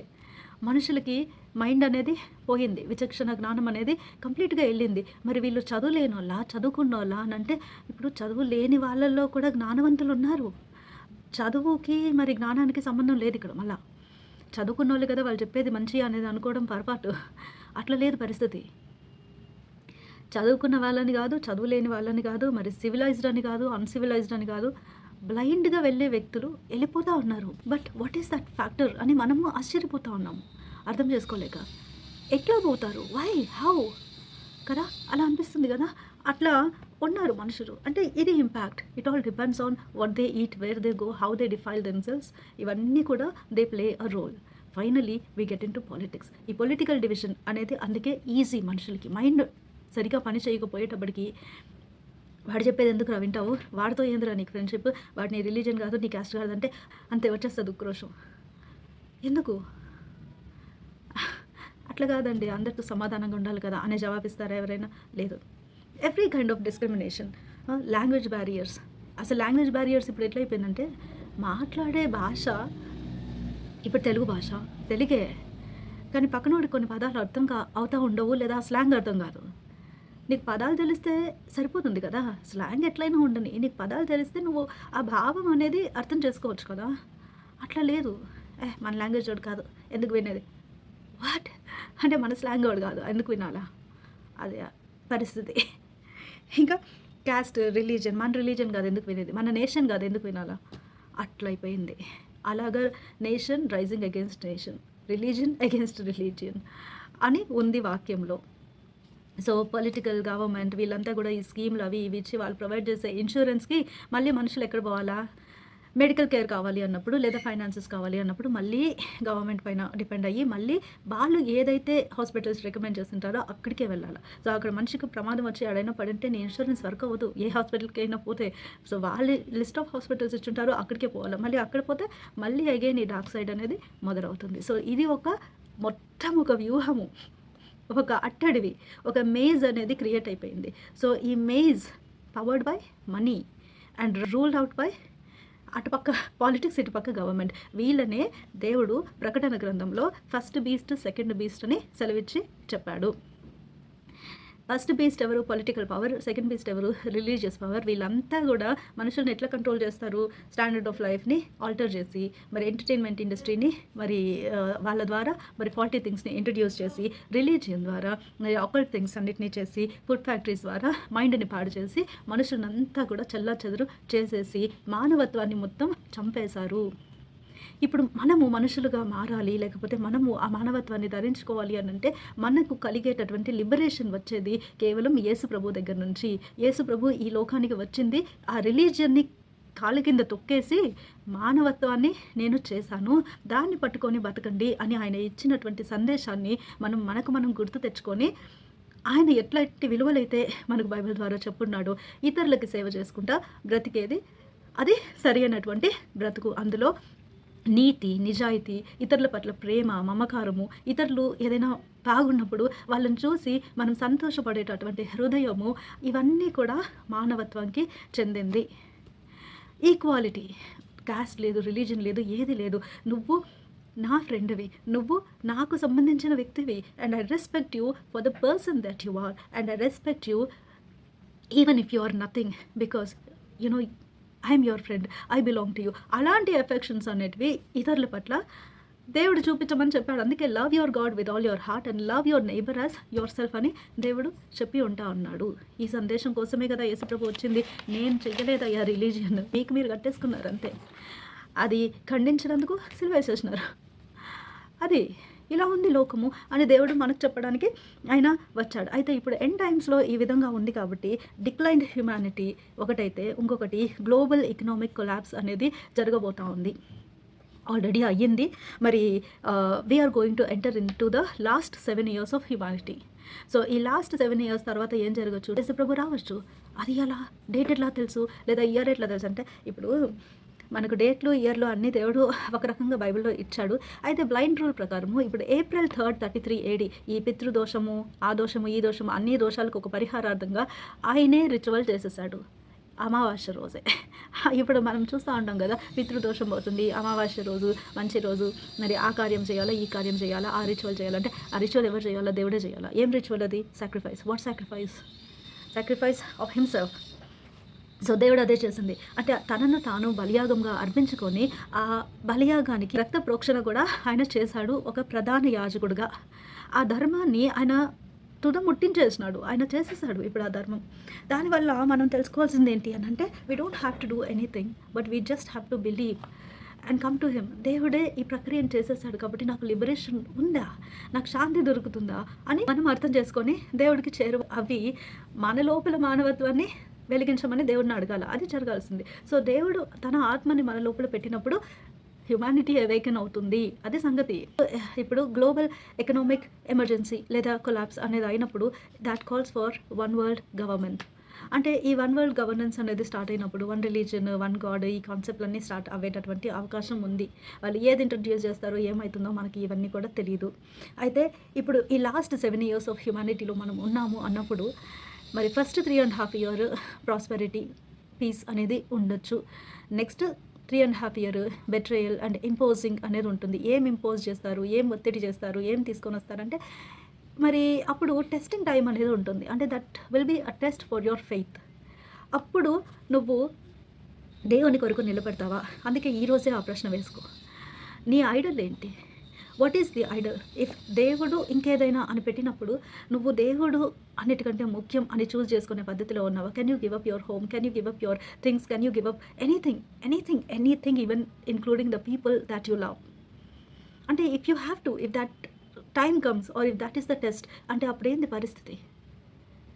గివ్ అప్ ఫర్ వాట్ అని అంటే, can you give up your life for them, or can you give up them for your faith, to prove your faith or to stand on your faith అని అంటే, how can I deny God అనేటటువంటిది రావాలి. అంటే how can I deny existence of God అని అంటే, నువ్వు ముందు తెలుసుకుంటే కదా. ఇప్పుడు ఏదైనా మనం నిర్ధారణగా తెలుసుకున్నప్పుడు దాని పట్ల మనం గట్టిగా నిలబడగలుగుతాం. మనము అనుభవపూర్వకంగా ఏదైతే తెలుసుకోలేదో దాని పట్ల మనకు పట్టు ఎలా ఉంటుంది, దాని పట్ల మనకు ప్యాషన్ ఎట్లా ఉంటుంది? ఉండదు కదా. అప్పుడు మనం ఎలా నిలబడతాం టెస్టింగ్ టైంలో? ఇలా చేస్తాము. ఒక పాట ఉంది కదా, I have decided to follow Jesus, no turning back అని. అది ఇండియన్ పాటనే. మరి ఇండియన్ ట్రైబల్స్లో సువార్త సేవ జరిగినప్పుడు ఒక మనిషి దేవుణ్ణి తెలుసుకున్నాడు. ఆయనను టార్చర్ చేసి, వాళ్ళ ఫ్యామిలీని టార్చర్ చేసి, నీ భార్యను చంపుతా, నీ బిడ్డల్ని చంపుతా అని యారోస్ వాళ్ళ గుండెల్లోకి షూట్ చేసినా కూడా, యేసుప్రభు దేవుడు కాదని చెప్పు, అది ఇది అంటే, నేను ఎలా అయ్యా చెప్పగలను, నేను తెలుసుకున్నాను అయ్యా అని ఆయన మొరపెట్టుకుంటా ఉంటే చివరికి ఆయనను కూడా చంపేస్తాడు. కానీ ఆ పెద్దకి, ఆ రాజుకి మరి ఒక జ్ఞానోదయం కలిగి, అంటే ఇక్కడ ఏదో జరిగింది, ఏదో ఉంది అని ఆయనకి ఫ్యాక్టర్స్ అనే డిస్టర్బింగ్గా అనిపించి ఆ ఆలోచన ప్రక్రియలో ఆయనే తెలుసుకున్నాడు దేవుణ్ణి. అప్పుడు ఆ ఊరందరికీ ఒక డిక్లరేషన్ ఇచ్చాడు, యేసు ప్రభు దేవుడయ్యా తెలుసుకోండి అని. ఎట్లాంటి డార్క్ థింగ్స్ అయినా కూడా దేవుని వెలుగు అనేది అంత దూరం వెళ్ళి ఆ ఆలోచన విధానాన్ని కానీ, లేకపోతే ఆ ఒక పరిస్థితిని కానీ చేంజ్ చేయగలిగేటటువంటి గొప్ప దేవుడు ఆయన. Because he is a living God who made you and me. ఆయన చేసింది ఏంటి? Humanity, to have fellowship with him. ఆయన తెలుసుకొని ఇతరులతో కూడా సమాధానంగా ఉండాలి అనేటటువంటి ఉద్దేశం ఆయనది. మనుషులు ఏం చేస్తున్నారు? డివిజన్స్ అన్నీ క్రియేట్ చేసేసుకొని, రిలీజన్ని బిల్డ్ చేసేసుకొని, అంటే దేవునికి మనిషికి దూరంగా చేయడానికి రిలీజియన్, మనిషిని మనిషితో దూరంగా చేయడానికి డిస్క్రిమినేషన్. ఇలాంటివన్నీ క్రియేట్ చేసుకొని మనుషులు బతుకుతూ ఉన్నారు. ఇప్పుడు ఈ లాస్ట్ 7 years ఆఫ్ హ్యుమానిటీలో మహా అంటే 3 ఏళ్ళు స్టార్టింగ్ ఫ్రమ్ 2026. We are entering 2026. ఇప్పుడు 2026 నుంచి 3 ఏళ్ళు ఉంటాయి నీకు బైబిల్ చదువుకోవడానికి, దేవుడిని తెలుసుకోవడానికి. నువ్వు తెలుసుకుంటే సంతోషం, దేవుని కోసం నిలబడతావు. తెలుసుకోకపోతే ఎవరేం చేయలేరు. ఆ దినాల్లో ఎలా ఉంటుందంటే అంతా నార్మలే ఉంటుంది. నీకు అసలు అది అన్యూజువల్గా కూడా అనిపించదు until the testing time comes. ఒకవేళ టెస్టింగ్ టైం వచ్చినప్పుడు మనసులో ఏదైనా ఒక గిలి ఇది ఓకేనా కాదా అనే కాన్షియస్ అప్పుడంతా నిలబడేటటువంటి అవకాశం ఉండదు. డూ ఆర్ డై అనే డెసిషన్ మాత్రమే ఉంటుంది కావచ్చు. అంటే బైబిల్లో అలాగే ఉంది మరి. అయితే మనం సిద్ధపాటు అవ్వాలనంటే ఎలా సిద్ధపాటు అవ్వాలి? మనం ఎలా సిద్ధపడాలి? Prepare your self to meet the Lord. అది ఏ రకంగా అయినా whether you live for God or whether you die, you should be able to die for God. అలాంటి పరిస్థితిలో మనం ఉన్నామా లేమా? అంటే ఇవన్నీ ఆలోచించినప్పుడు కొంచెం విపరీతంగా అనిపించవచ్చు. Is this the way we have to prepare? ఇలా చచ్చిపోవడానికి దేవుడు వచ్చింది, ఇలా చచ్చిపోవడానికి దేవుడు వచ్చి చచ్చిపోయాడు కదా సాల్దా, మనం ఎందుకు అట్లా అవ్వాలంటే ఎందుకంటే దేవుడే అట్లా చెప్పాడు కదా. ఇప్పుడు నేను మనిషిగా బతికిన మానవత్వం చూపిస్తే నాకేమైంది, మీరు మనుషులుగా బతికి మానవత్వం చూపిస్తే మీకు కూడా అదే గతి పడుతుంది అన్నాడు. హీ టోల్డ్ ఇట్ ఆల్రెడీ కదా. ఎందుకు పాపం మంచి చెప్పేవాళ్ళని లేకపోతే మానవత్వాన్ని మేల్కొల్పాలని ప్రయత్నం చేసేవాళ్ళని వీళ్ళందరినీ టార్గెట్ చేస్తూ ఉంటారు కదా మనుషులు. ఈ ఈక్వాలిటీని తేవాలి అని అనుకున్నప్పుడు అంతే ఇంకా మనిషికి సంగతి ఎటు కాకుండా చేసేస్తారు వాళ్ళ లైఫ్ని. సో అంటే మనుషులకి విపరీతమైన టార్గెట్ చేస్తూ ఉంటారు ఇతర మనుషులు కానీ ఏదైనా కానీ. So when the time comes మనకు ఏం జరుగుతుంది ఏమవుతుంది అదంతా తెలియదు. ఎందుకనంటే ర్యాప్చర్ అది ఇది అనేది జరగలేదు, అయిపోయింది ర్యాప్చర్ అది ఇది అంతా. అవన్నీ లేదు, అవన్నీ జరగవు కూడా. Everything will be normal. ఉండేది జడ్జ్మెంట్ ఒకటే. ఏది జరిగినా జరగకపోయినా ప్రకటన గ్రంథంలో ఏముందంటే ఇదే ఉంది. చెడిపోయిన మానవత్వాన్ని మేల్కొలపడానికి యేసుప్రభు ఈ లోకానికి వచ్చాడు. ఆయన కన్యక గర్భంలో పుట్టాడు, ఆయన మరి మరణించి తిరిగి లేశాడు. మరి ఆయన నమ్ముకున్న వాళ్ళు ఆయన వాక్యాన్ని అనుసరించి నడుచుకునేటటువంటి బిడ్డలు from every nation, tribe and tongue వీళ్ళందరూ కూడా ఉంటారు. And they are all martyrs అని. అంటే ఈరోజు లోకంలో ఎంతోమంది ఉన్నారు who believe on the name of Jesus. But when it comes to the testing time, ఈరోజే ఆ క్వశ్చన్ వేసుకో before entering into the last decade or last years of the humanity. ఒక్క క్వశ్చన్ వేసుకో, what is your priority in life? What did you know about life? అందరికీ తెలుసు, అందరూ పోతారు దేవుడి దగ్గర దండం పెట్టుకుంటా, పాపాలన్నీ క్షమించు తండ్రి, నువ్వు కృప చూపించు తండ్రి అని. అందరూ ఎందుకు వెళ్ళేది? నేను ఏదైనా తప్పులు చేస్తుంటే నన్ను మన్నించు, ఎందుకు నాకు ఏదైనా కావాలంటే నువ్వు ఇస్తావు కదా అప్పుడు. అంటే నేను పాపాలు చేస్తుంటే అవి అడ్డం కదా నీకు అది. కానీ అసలుకి పాపాలు అడ్డము ఎందుకంటే మనం కావాల్సింది పొందుకోలేక కాదు. పాపాలు అనేటివి అడ్డం ఎందుకంటే మనం దేవుడి రాజ్యానికి, దేవుని సముఖంకే వెళ్ళలేము పాపం వల్ల, అది విషయం. కాబట్టి మనుషులు ఏం చేస్తూ ఉంటారు, వెళ్ళి దేవుడితో నెగోషియేషన్స్ చేస్తూ ఉంటారు. అంటే you know very well, pretty well that దేవుని సముఖంలో నిలబడాలి అని అంటే మనకు శుద్ధీకరణ అవసరము అని ప్రతి హ్యూమన్ సోల్కి తెలియదా? తెలుసు. హ్యూమన్ లైఫ్ ఇటర్నల్ అని తెలీదా? తెలుసు. అన్నీ తెలుసు కదా. మరి కేవలం దేవుడిని తెలుసుకోవడానికి అంటే ఇది ఒక డిఫరెంట్ రిలీజియన్ లేదా ఇది ఒక డిఫరెంట్ కాన్సెప్ట్ కదా అనేటటువంటి ఉద్దేశంలో మనము ఉండకూడదు, మన మైండ్ని చిన్నగా చేసేసుకొని. సో దేవుడు ఉన్నాడు. క్రిస్టియానిటీ ఈజ్ నాట్ ఎ రిలీజియన్ని తొక్కిపడేసి మరి దేవుడు మనుషులు మాత్రమే ఉన్నారు. అందుకే love the Lord and love your neighbour అని దేవుడు చెప్పింది అనేటటువంటి సందేశాన్ని మనం అర్థం చేసుకోవాలి. ఇంకా there is no other ritual that can liberate us from anything. ఏ స్థాయిలో అయినా లిబరేషన్ కావాలంటే అది దేవుడే చేయగలడు. అందుకనేసి ఏ రిలీజన్లో అయినా ఎలాంటి వాళ్ళకైనా, ఎలాంటి ఆపరేషన్లో ఉన్న వాళ్ళకైనా, ఈవెన్ మరి ఇక్కడ పాయింట్ బ్లాంక్లో గన్ను పెట్టి షూట్ చేసేటటువంటి ఒక మనిషిని దేవుడు మారిస్తే ఆయన క్రిస్టియన్గా మారిపోయాడు. ఆయన వచ్చి చెప్తున్నాడు, నేనే ఒక ఎగ్జిక్యూషనర్ని, నేను మారిపోయాను, నన్ను టచ్ చేసి మార్చాడు దేవుడు అని. అంటే ఎక్కడెక్కడ దేవుడు వర్క్ చేస్తూ ఉన్నాడు, ఎట్లాంటి మనుషుల మధ్యలో దేవుడు తన ప్రేమని చాటి చెప్తా ఉన్నాడు. He is a living God worthy to be known. So మనం టైం వేస్ట్ చేయకుండా దేవుని తెలుసుకుంటే మంచిది. So we have to prepare our self for the coming of Christ. దాన్నే అడ్వెంట్ అని అంటారు. Advent season, this season is all about that. Advent అని అంటే ఏంటంటే నీ రాజు వచ్చునుగాక. ఏ రాజు?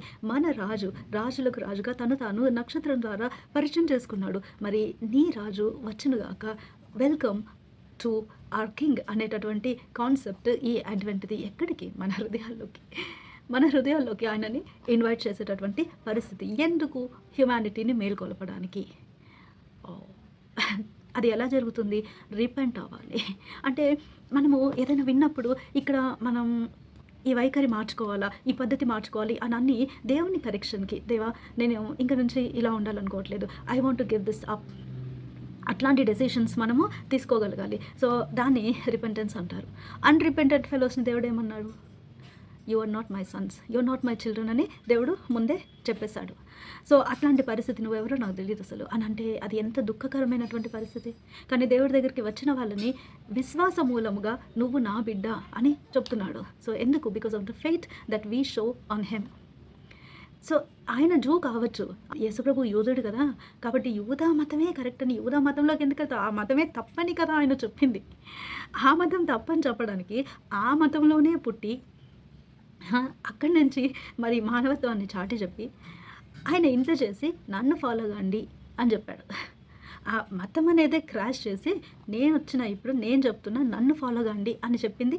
అదే మెసేజ్ అక్కడ.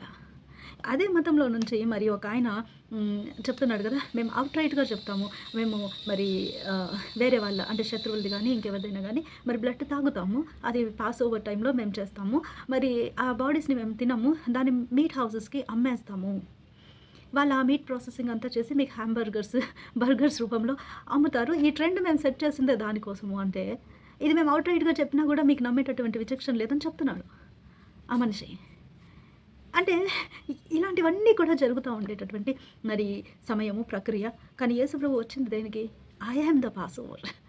నువ్వు కాదు, ఇంక ఎవరు కాదు, వేరే ఏ హ్యూమన్ కాదు, నేను I am the pass over lamb.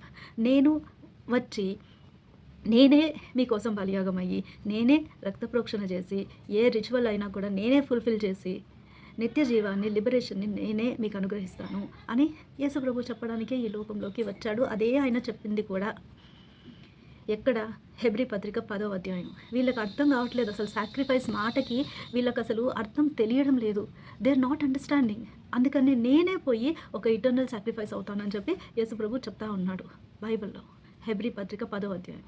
ఒక హై ప్రీస్ట్గా ఆయన ఈ లోకానికి వచ్చి, మనిషిగా వచ్చి సాక్రిఫైస్ అయ్యి రక్త ప్రోక్షణ అనేది చేసి విమోచన, విడుదల, లిబరేషన్ అనేది కాజ్ చేశాడు అని. So this is a last call అని అనుకోవచ్చు ఫర్ రిపెంటెన్స్. ఎందుకనంటే మనం దేవుని చేత కరెక్ట్ చేయడానికి ఇష్టపడాలి. దేవుడు ఎవరిని కరెక్ట్ చేస్తాడు? The Lord corrects those whom he loves. ఆయన ఇష్టపడే వాళ్ళని ఆయన కరెక్ట్ చేస్తాడు. ఆయన ప్రేమించే వాళ్ళని, ఆయన బిడ్డలు అని అనుకున్న వాళ్ళని ఆయన కరెక్ట్ చేస్తాడు.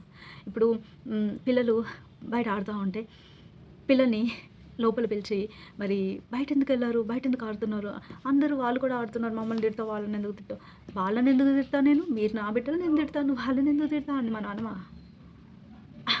అర్థమైందా? So why would God punish us? Because he loves us. We belong to him. వేరే వాళ్ళని పట్టించుకోవడంటే పట్టించుకోడు. ఎందుకంటే వాళ్ళ కర్మలో వాళ్ళు పోతారు అంతే. సో ఎవరికైతే కృప అనేది వర్తించదో కర్మ వర్తిస్తుంది అన్నట్టు అలా పెట్టేస్తాడు దేవుడు. ఇప్పుడు లాస్ట్ కాల్లో మరి రిపెంటెన్స్ అనేది ఏ అంశాల్లో డిఫరెంట్ మనుషులు ఉంటారు కదా. సో ఎక్కడెక్కడ మనం రిపెంట్ అవ్వాలో అది కూడా వాక్యంలో ఉంది. రెవల్యూషన్ చాప్టర్ 2 and 3 ప్రకటన గ్రంథము 2-3 అధ్యాయాల్లో ఏం చెప్తుందో చూసేద్దాం.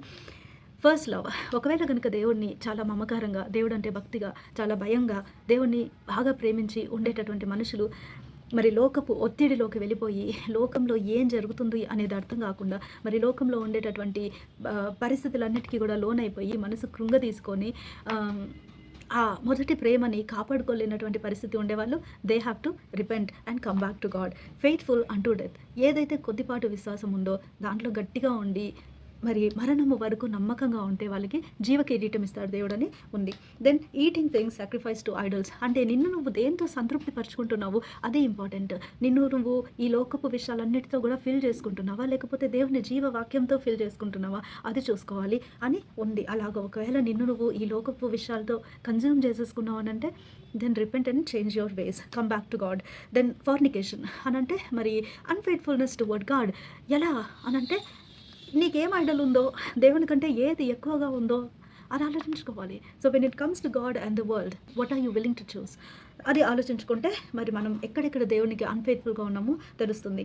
Dead inside and no perfect works. అంటే లోపల చచ్చిన వారంగా ఉంటాము అని, అండ్ మనం చేసేటివి ఏవి కూడా పర్ఫెక్ట్ వర్క్స్ కావు అనేసి. అంటే మనము మొద్దుబారిపోయినటువంటి కాన్షియస్ మనుషులకి ఏమైపోయినా కూడా చలనం లేనటువంటి పరిస్థితి మనుషులు పెట్టుకొని బతుకుతూ ఉంటారు కదా! మరి అట్లాంటి పరిస్థితి అనేది ఉండకుండా వి నీడ్ టు రిపెంట్. ఇంకా లిటిల్ స్ట్రెంగ్త్ బట్ ఫెయిత్ఫుల్. ఒకవేళ కనుక నీకు కొద్ది స్ట్రెంగ్తే ఉన్నా కూడా తుది వరకు నమ్మకంగా ఉండు. ఆ కొంచెం విశ్వాసంలో అయినా కూడా లాస్ట్ వరకు నమ్మకంగా ఉండని దేవుడు చెప్తున్నాడు. ఇంకా ల్యూక్ వార్మ్, ఒకవేళ గనక చల్లగానైనా వేడిగా అయినా ఉండకుండా నులివెచ్చగా ఉంటే దేవుడు ఉమ్మి వేస్తాడని ఉంది వాక్యం.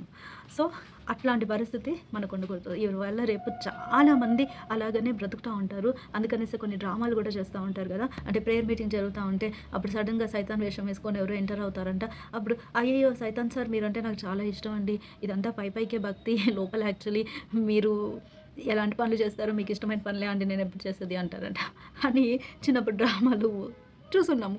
సో ఆ టైప్లో ఉన్నారు మనుషులు. ల్యూక్ వార్మ్, నులివెచ్చగా, అన్నీ లోకపు మాటలే, అన్ని లోకపు మాటలు, లోకపు ఆలోచనలు, ముసలమ్మ మాటలు, సూపర్స్టిషన్స్, ఇవన్నీ మూఢత్వం, మూఢనమ్మకాలు, ఎవ్రీథింగ్.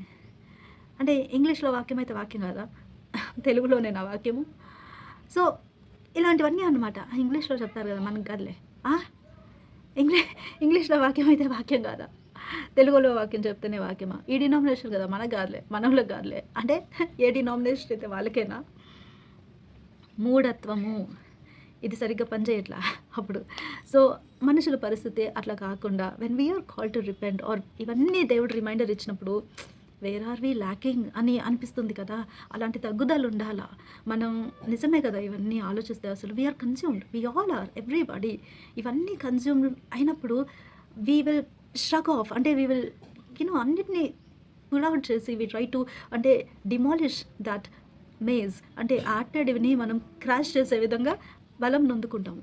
లేదా దానిలో నుంచి మనము బయటికి వచ్చేటప్పుడు నూతనంగా తయారయ్యి వస్తాము. అంటే those people who pursue God. అందుకనే వెన్ ఈ 6 things concerns of finances and medical and standard of life, pursuing money, then pursuit of entertainment, then religion, food and political divisions, ఇవన్నీ కూడా ఒక మేజ్ లాగా క్రియేట్ అయ్యి they are all powered by money అన్నప్పుడు మనము as God's people when we repent and when we invite God into our heart, మన హృదయంలోకి దేవుడిని ఇన్వైట్ చేసినప్పుడు దేవుడు ఆ మానవత్వాన్ని మేల్కొలిపినప్పుడు we live in the kingdom of God.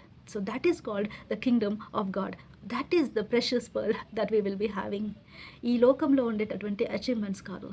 We might look like failures, we might look like hopeless people, లేకపోతే ఇంకేదైనా losers, but you don't know what we have really gained, the preciousness of humanity, the kingdom of God. అది ఆ king వచ్చింది ఈ కింగ్డమ్ని establish చేయడానికి, which has humanity as its prime factor. So అది మనము అర్థం చేసుకొని God's word is not for culture అండి, God's word is for the soul అని మనం తెలుసుకోవాలి. యేసు ప్రభు వచ్చింది రిలీజియన్ని తొక్కేసి నన్ను ఫాలో కండి అని చెప్పడానికి వచ్చాడని మనం అర్థం చేసుకోవాలి. Wish you all a merry Christmas.